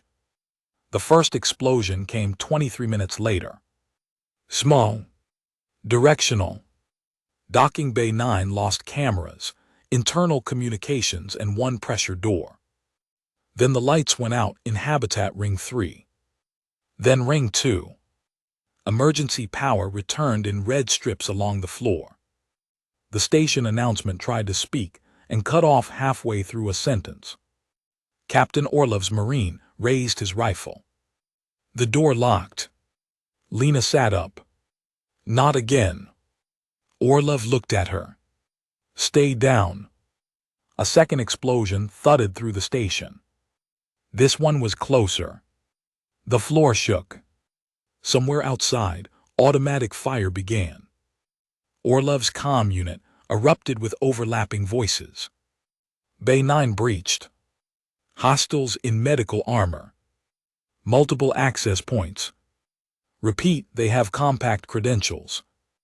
Contact lost with junction. Orlov turned to the Marine.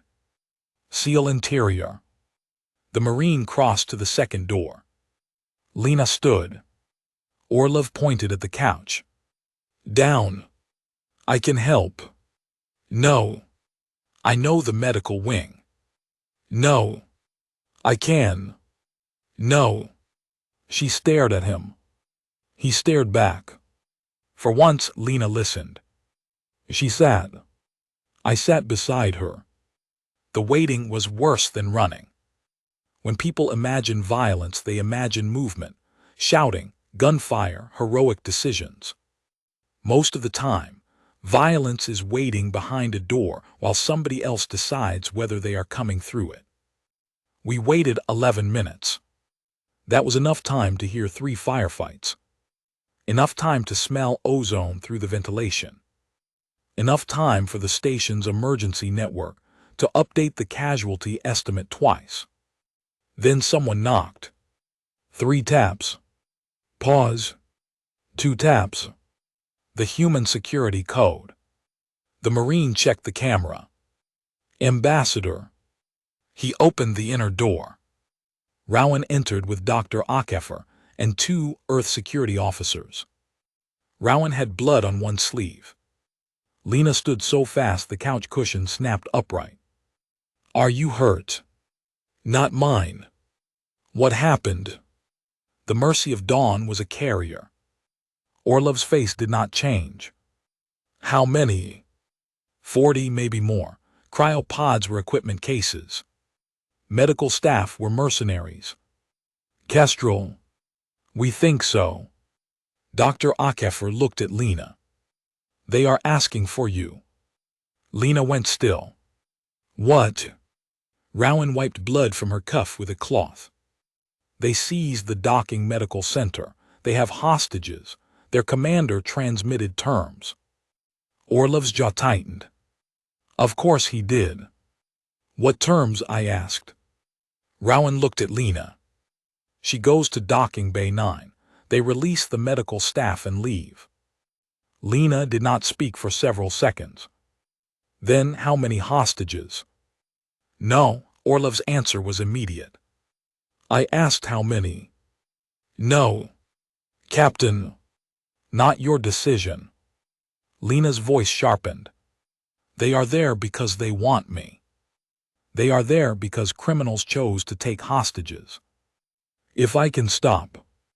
"You cannot stop anything by handing yourself to people who open negotiations with explosives." She looked at Rowan. The ambassador's face was exhausted. "I agree with him." Lena looked away. "How many?" Rowan hesitated. 32 confirmed. Lena closed her eyes. Thierry and Ovara were somewhere in another secured wing. I wondered whether Lena was thinking about the child behind the service cart. I think she was. A new transmission arrived. The wall display activated without permission. A man appeared. Human. That surprised all of us. He was in his 50s, clean-shaven, wearing white medical armor with no insignia. His hair was silver at the sides. He stood in a treatment room. Behind him, frightened station medics knelt against a wall under guard. He smiled. "Lena Mercer." Orlov moved in front of the screen. The man continued. "My name is Dr. Saren Vale." Dr. Akefer inhaled sharply. Lena noticed. "You know him." Akefer's expression darkened. "I know his work." Vale heard. "Dr. Akefer, nice to be remembered." Orlov muted outgoing audio. "Who is he?" Akefer spoke quickly. "Former Terran adaptive medicine researcher. Lost his license after illegal gene trials on frontier laborers. Disappeared 6 years ago." The screen man kept smiling, as if he could hear us anyway. Lena stared. "He's human." "Yes." That hurt her more than I expected. She had spent a day being feared by aliens for what humans were. Now the first person to actually come for her biology was human. Orlov restored audio. Vale said, "I do not want to hurt anyone." Rowan stepped toward the display. "You invaded a diplomatic station. I needed access. You shot security personnel. They resisted. That is what security personnel are for." Vale's smile faded slightly. "Ambassador, spare me the performance. You know what Lena represents." Lena spoke before Rowan could stop her. "I represent a person trying to have a bad week in peace." Vale's eyes moved toward her. There was a strange warmth in his expression. Almost grandfatherly. It made my skin crawl. "Lena, I have read your fellowship paper." She frowned. "My paper on algae. On microbial stress adaptation." "That was algae." "You have a gifted mind. Then use yours and leave." Vale chuckled. "You think this is about hot sauce?" "I think a lot of people have lost their minds about hot sauce. It is about a biological pattern. Human tolerance is not exceptional in one pathway. It is layered. hepatic enzymes, renal filtration, protein redundancy, immune flexibility, digestive microbial partnerships, behavioral exposure. Your species coexists with thousands of compounds that other savants classify as environmental hazards. Lena folded her arms. And I can make that portable. Dr. Akefer whispered, no. Vale heard him. Yes. Rowan's eyes narrowed. What are you proposing? Adaptive grafts, synthetic organ support, microbiome engineering, temporary tolerance packages for military and industrial use. Vorkesh's voice came through another channel. You intend to sell access to our worlds. Vale's eyes flicked sideways. The marshal had joined the call remotely. So the Kari are listening. Good. Imagine rescue teams that can cross your spore valleys, miners who can work Vair marshes, soldiers who can survive Sorn heat toxins. Soldiers, Vor repeated. Vale smiled again. Everything becomes military eventually. Lena's face hardened. You don't need me for that. I need a living baseline with verified tolerance under real exposure. Your file is incomplete. I'm not a baseline. You are statistically useful. I'm a person. Vale tilted his head. People are data with opinions. Captain Orlov's hand tightened around the edge of the table. That was the moment I knew Vale would not leave peacefully. Not because he was cruel in the obvious way. Cruel men sometimes understand other people enough to hate them. Vale had reduced people so completely that cruelty no longer seemed relevant to him. He saw bodies as systems, pain as input, choice as noise. The transmission ended with a deadline. 40 minutes. If Lena did not arrive, Vale would begin killing hostages one at a time. The room exploded into argument as soon as the screen went dark. Orlov wanted a direct assault. Rowan said docking Bay 9 was too heavily fortified. Akefer warned that Vale might have biological weapons. Station Command wanted to depressurize the bay, but the hostage shelter was not vacuum-rated. The Deathworld leaders demanded their own troops participate. The Sorn wanted revenge for the infiltration. The Marn wanted to cut power. Keth Var wanted to destroy Mercy of Dawn before it could undock. Lena stood in the middle of all of it, quiet. I noticed because Lena was rarely quiet when adults argued badly. She walked to the tactical display. Docking Bay 9 appeared in red. Medical Center. Cargo Throat. Docking Collar. Service Shafts. Atmosphere Processing. She zoomed in. What are you doing? I asked. Looking. Orlov heard. No. I haven't suggested anything. You're about to. Probably. Still no. She ignored him.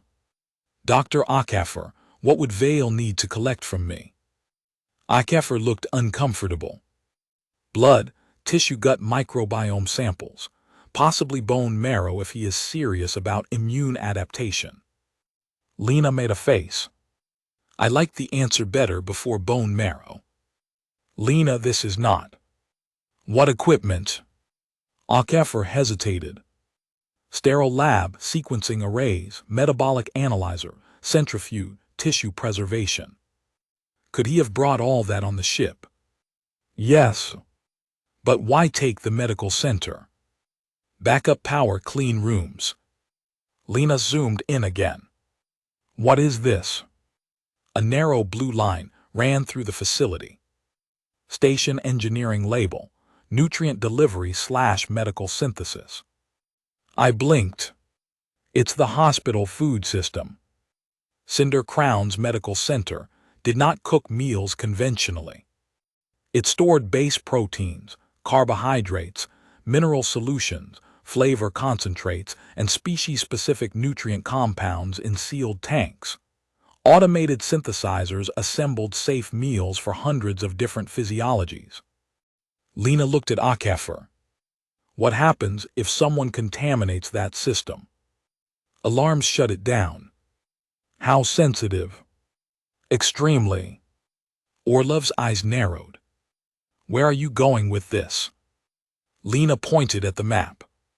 The hostages are in treatment block, C. Vale's people are in B, and C. The nutrient lines run through both. Rowan understood first. You want to trigger a contamination alarm. More than that, the medical center has species isolation protocols, right? HFY nodded slowly. If a dangerous compound enters a treatment zone, internal doors seal and ventilation partitions. Lena looked at the screen. We can split his people into smaller groups. Orlov shook his head. Maybe, if we can access the system. I can. No. She pointed at herself. I'm the contamination. Silence. Then I understood. The station already had her lunch compounds in the hazard library. Hot sauce. Coffee. Garlic. Chocolate. Normal human food. To the medical center's species protection system, some of those compounds were dangerous enough to trigger automatic isolation. Lena continued. If we inject controlled amounts into the nutrient sampling lines, the system thinks there's cross-species contamination. It seals treatment sectors. Vale's mercenaries get trapped in whatever rooms they're standing in. HFY stared at the map. Capsaicin would trigger Vaer and Keth protocols. Caffeine would trigger Marn. Garlic volatiles might trip Ilian respiratory alerts. Kethvar's voice came through the comm. Human food as area denial. Lena winced. When you say it like that, it sounds bad. Vorkesh rumbled, it sounds efficient. Orlov was not convinced. How do we access the line without entering the medical center? A station engineer answered over comms. Service manifold is 2 levels below, outside the occupied zone. How much time to reach it? 7 minutes. Orlov looked at Lena. No. She frowned. Why? Because I can send a Marine with the compounds. What compounds? Everyone looked at one another. The station had confiscated most human foods from the diplomatic wing after the first incident. Lena slowly reached into her jacket pocket. Captain Orlov closed his eyes. Do not tell me. She placed the second hot sauce bottle on the table. Vorkesh physically leaned away from it. I told you, Lena said, my father sends pairs. For one absurd second, the fate of 32 hostages depended on a plastic condiment bottle with a cartoon pepper on the label. Orlov pointed at one of his Marines. Take it. Lena held the bottle back.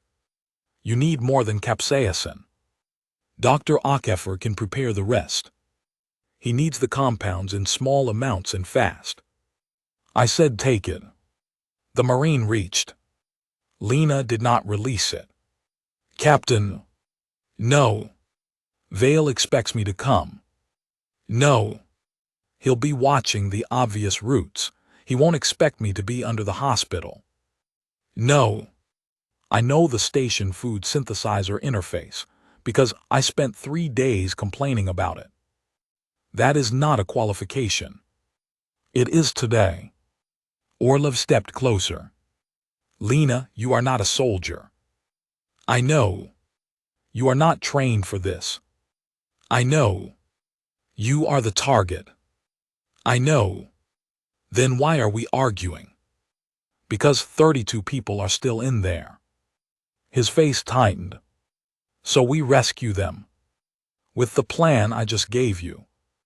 With trained personnel. She lowered her voice. If the system asks for human dietary authentication, can they answer it? Orlov looked at HFY. The doctor reluctantly shook his head. The food synthesis network uses personal dietary profiles. The compounds may require an authorized human meal signature. Orlov stared at Lena. She stared back. I watched him lose the argument one muscle at a time. Finally he said, "You stay behind the assault team." Lena nodded. "You do exactly what they say." "Yes."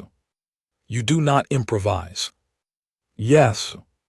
"You do not run toward gunfire." "Yes." "You do not touch anything that looks dangerous." Lena hesitated. Orlov pointed at her. "That hesitation is why I hate this." The service manifold smelled like metal, coolant, and old soup. "I know because I went too." Orlov tried to stop me. I told him Lena needed a diplomatic witness. He told me that was nonsense. Ambassador Rowan agreed with him. Then Lena said she wanted me there. That ended it. So I followed 6 Earth Marines, 2 station engineers, 1 xenobiologist, and an 18-year-old carrying a hot sauce bottle through a maintenance tunnel beneath an occupied medical center. There are career paths you cannot explain to your parents. This was one of them. The manifold room contained hundreds of thin nutrient tubes, arranged in color-coded bundles. Lena stared at them. "I hate this station." One engineer looked offended. "Why?" "The colors." I remembered. She was partially colorblind. The engineer switched the labels to symbols. "Better." "Much." Dr. Akefer unpacked a medical case. Inside were tiny sealed vials. Caffeine solution. Theobromine standard. Garlic-derived sulfur compounds. Acetic acid. Capsaicin. Lena looked at the professional capsaicin vial, then at her cheap sauce bottle. "So mine is unnecessary." Akefer smiled. "Scientifically, yes." She put the bottle back in her pocket. "Good, it's expensive off-world." Above us, a muffled burst of gunfire echoed through the structure. No one smiled after that. The engineers opened the nutrient sampling port. Akefer prepared microdoses. The plan was careful. Very careful. Nothing would enter hostage food supplies. The compounds would be introduced only into sealed sensor loops used to verify contamination. The medical center would detect dangerous cross-species exposure and automatically partition itself. At least that was the theory. Lena placed her palm against the dietary authentication panel. The system recognized her. Human profile, Mercer LINAE. Meal synthesis access. The engineer stared at the screen. "You have unusually broad condiment permissions." Lena looked offended. I filed complaints. Apparently, she had spent the previous 2 days requesting stronger flavor options. The station had responded by expanding her access to human seasoning compounds. History really does have a sense of humor. Akefer injected the first vial. Capsaicin. The panel flashed. Medical hazard. VAYN/VEYR/KETH exposure. Automatic partitioning. A deep mechanical sound rolled through the ceiling. Doors sealing above us.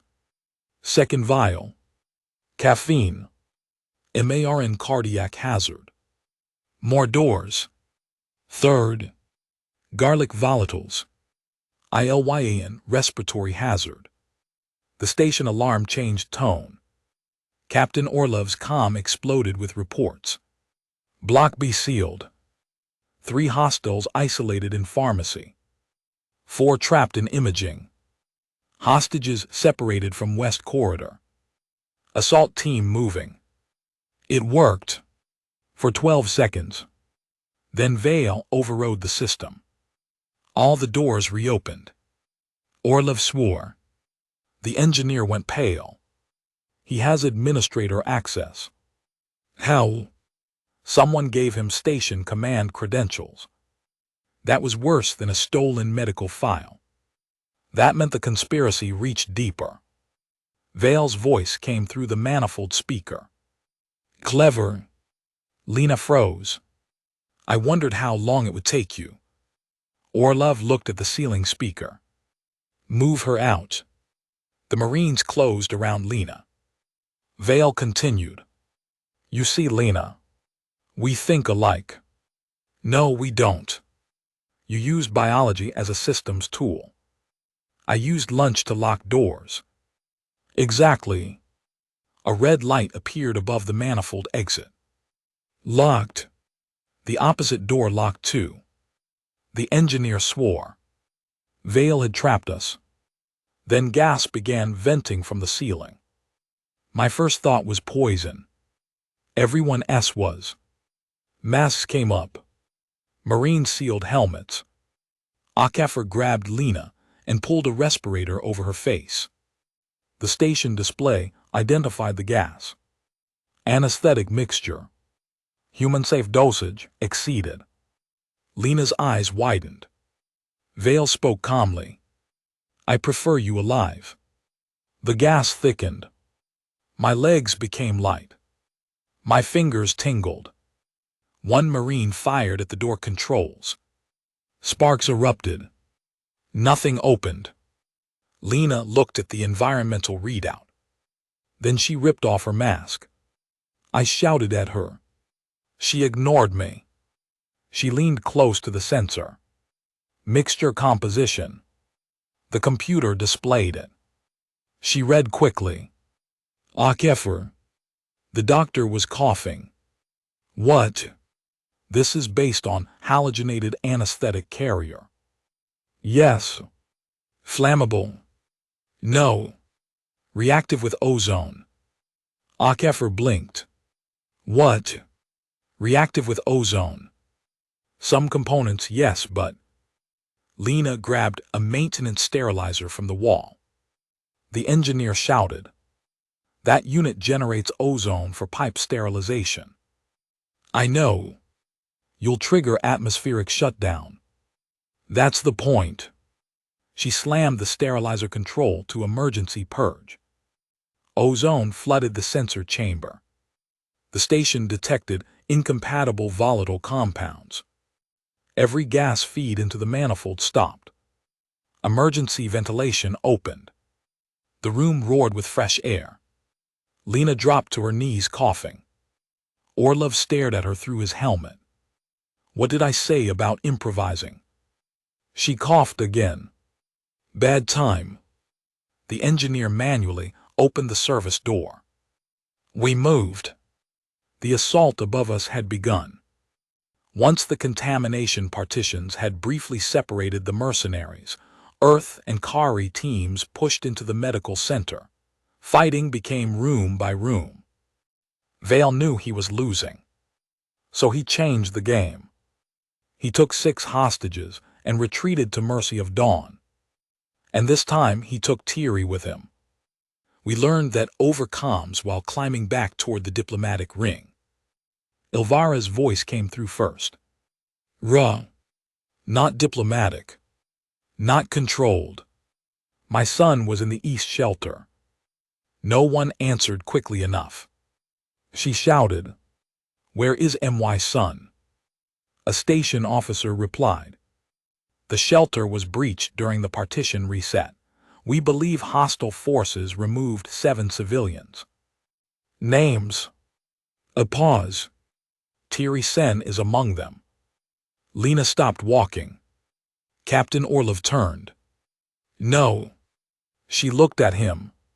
He shook his head before she spoke. No. I didn't. You were about to. She swallowed. He came to bring me cake. That does not make you responsible. He was taken because of this. We don't know that. Lena looked at him. We do. Orlov's comm beeped. Vale again. This time the transmission was audio only.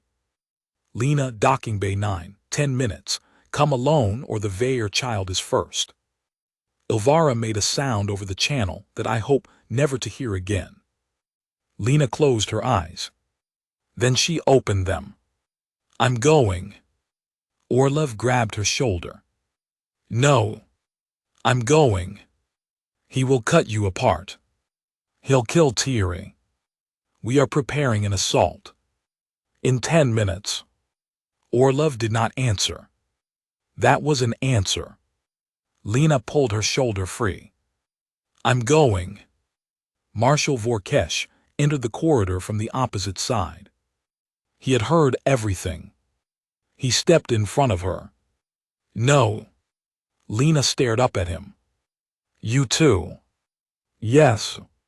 You ran from me yesterday. His ears lowered. Yes. You thought I was dangerous because I ate chocolate. Yes. You asked me for mercy. His face tightened. Yes. Then help me save him. Vorkesh looked away. For several seconds, the great marshal said nothing. Then he touched his calm. Admiral Var. Keth answered. I hear you. Can you disable Mercy of Dawn without breaching the hull? Probably. Probably. I can remove its engines with precision fire. Whether Dr. Vale considers that rude is another matter. Lena said, do it after I'm inside. Orlov exploded. No one is putting you inside that ship. Lena turned to him. If Vale sees troops, he kills Thierry. If he sees me, he waits. For how long? Long enough. For what? She looked at Vorkesh. Long enough for everybody he terrified to stop being scared. The plan was terrible. I want that understood. Later, people made it sound clever. It was not clever. It was desperate. Lena would approach Docking Bay 9 alone. Earth Marines and Kari troops would shadow her through maintenance routes. Kethvar's ships would target Mercy of Dawn's engines, and docking clamps the moment Vale moved to launch. Station Command would cut external communications. Elvira's Veyer wardens would prepare antidotes for every anesthetic agent Vale might use. And I would stay behind. That last part did not happen. I followed anyway. Nobody noticed until we were too far along to send me back. Docking Bay 9 looked like a battlefield. Smoke hung under the ceiling. Medical carts lay overturned. One wall was blackened from an explosion. Emergency foam covered the floor in white drifts. Broken glass crunched under Lena's shoes. She walked alone down the center. Her green jacket was zipped to the throat. No armor. No visible weapon. Her hands trembled once. Then stopped. The outer airlock to Mercy of Dawn opened. Dr. Saren Vale stood inside. 2 mercenaries held rifles. Thierry stood between them. His face was wet from crying. When he saw Lena, he shouted her name. She kept walking. Vale smiled. I knew you would come. Lena stopped 5 meters away. Let him go. When you cross the threshold. No. His smile faded. We are beyond negotiation. Then shoot me. I nearly stopped breathing. Vale blinked. Lena spread her arms. You need me alive. I need him alive. That means we are absolutely negotiating. Vale studied her. For the first time, the confident doctor looked annoyed. Cross the threshold. Send Thierry halfway. No. I walk halfway, he walks halfway. Vale looked at his guards. Then nodded. Thierry moved. Lena moved. 1 step. Another. The child was shaking so badly he stumbled. Lena stopped herself from rushing toward him. Vale noticed. He smiled again. Attachment is such a predictable vulnerability. Lena looked at him. You came across 3 systems because You were excited by someone else's liver. His smile disappeared. Even one of the mercenaries looked like he wanted to laugh. Thierry reached the midpoint. Lena did too. Vale extended a hand. Come. Lena looked at Thierry. Run to Joran. Vale's head turned. He had not known I was behind a cargo barrier 30 meters away. That moment of distraction was enough.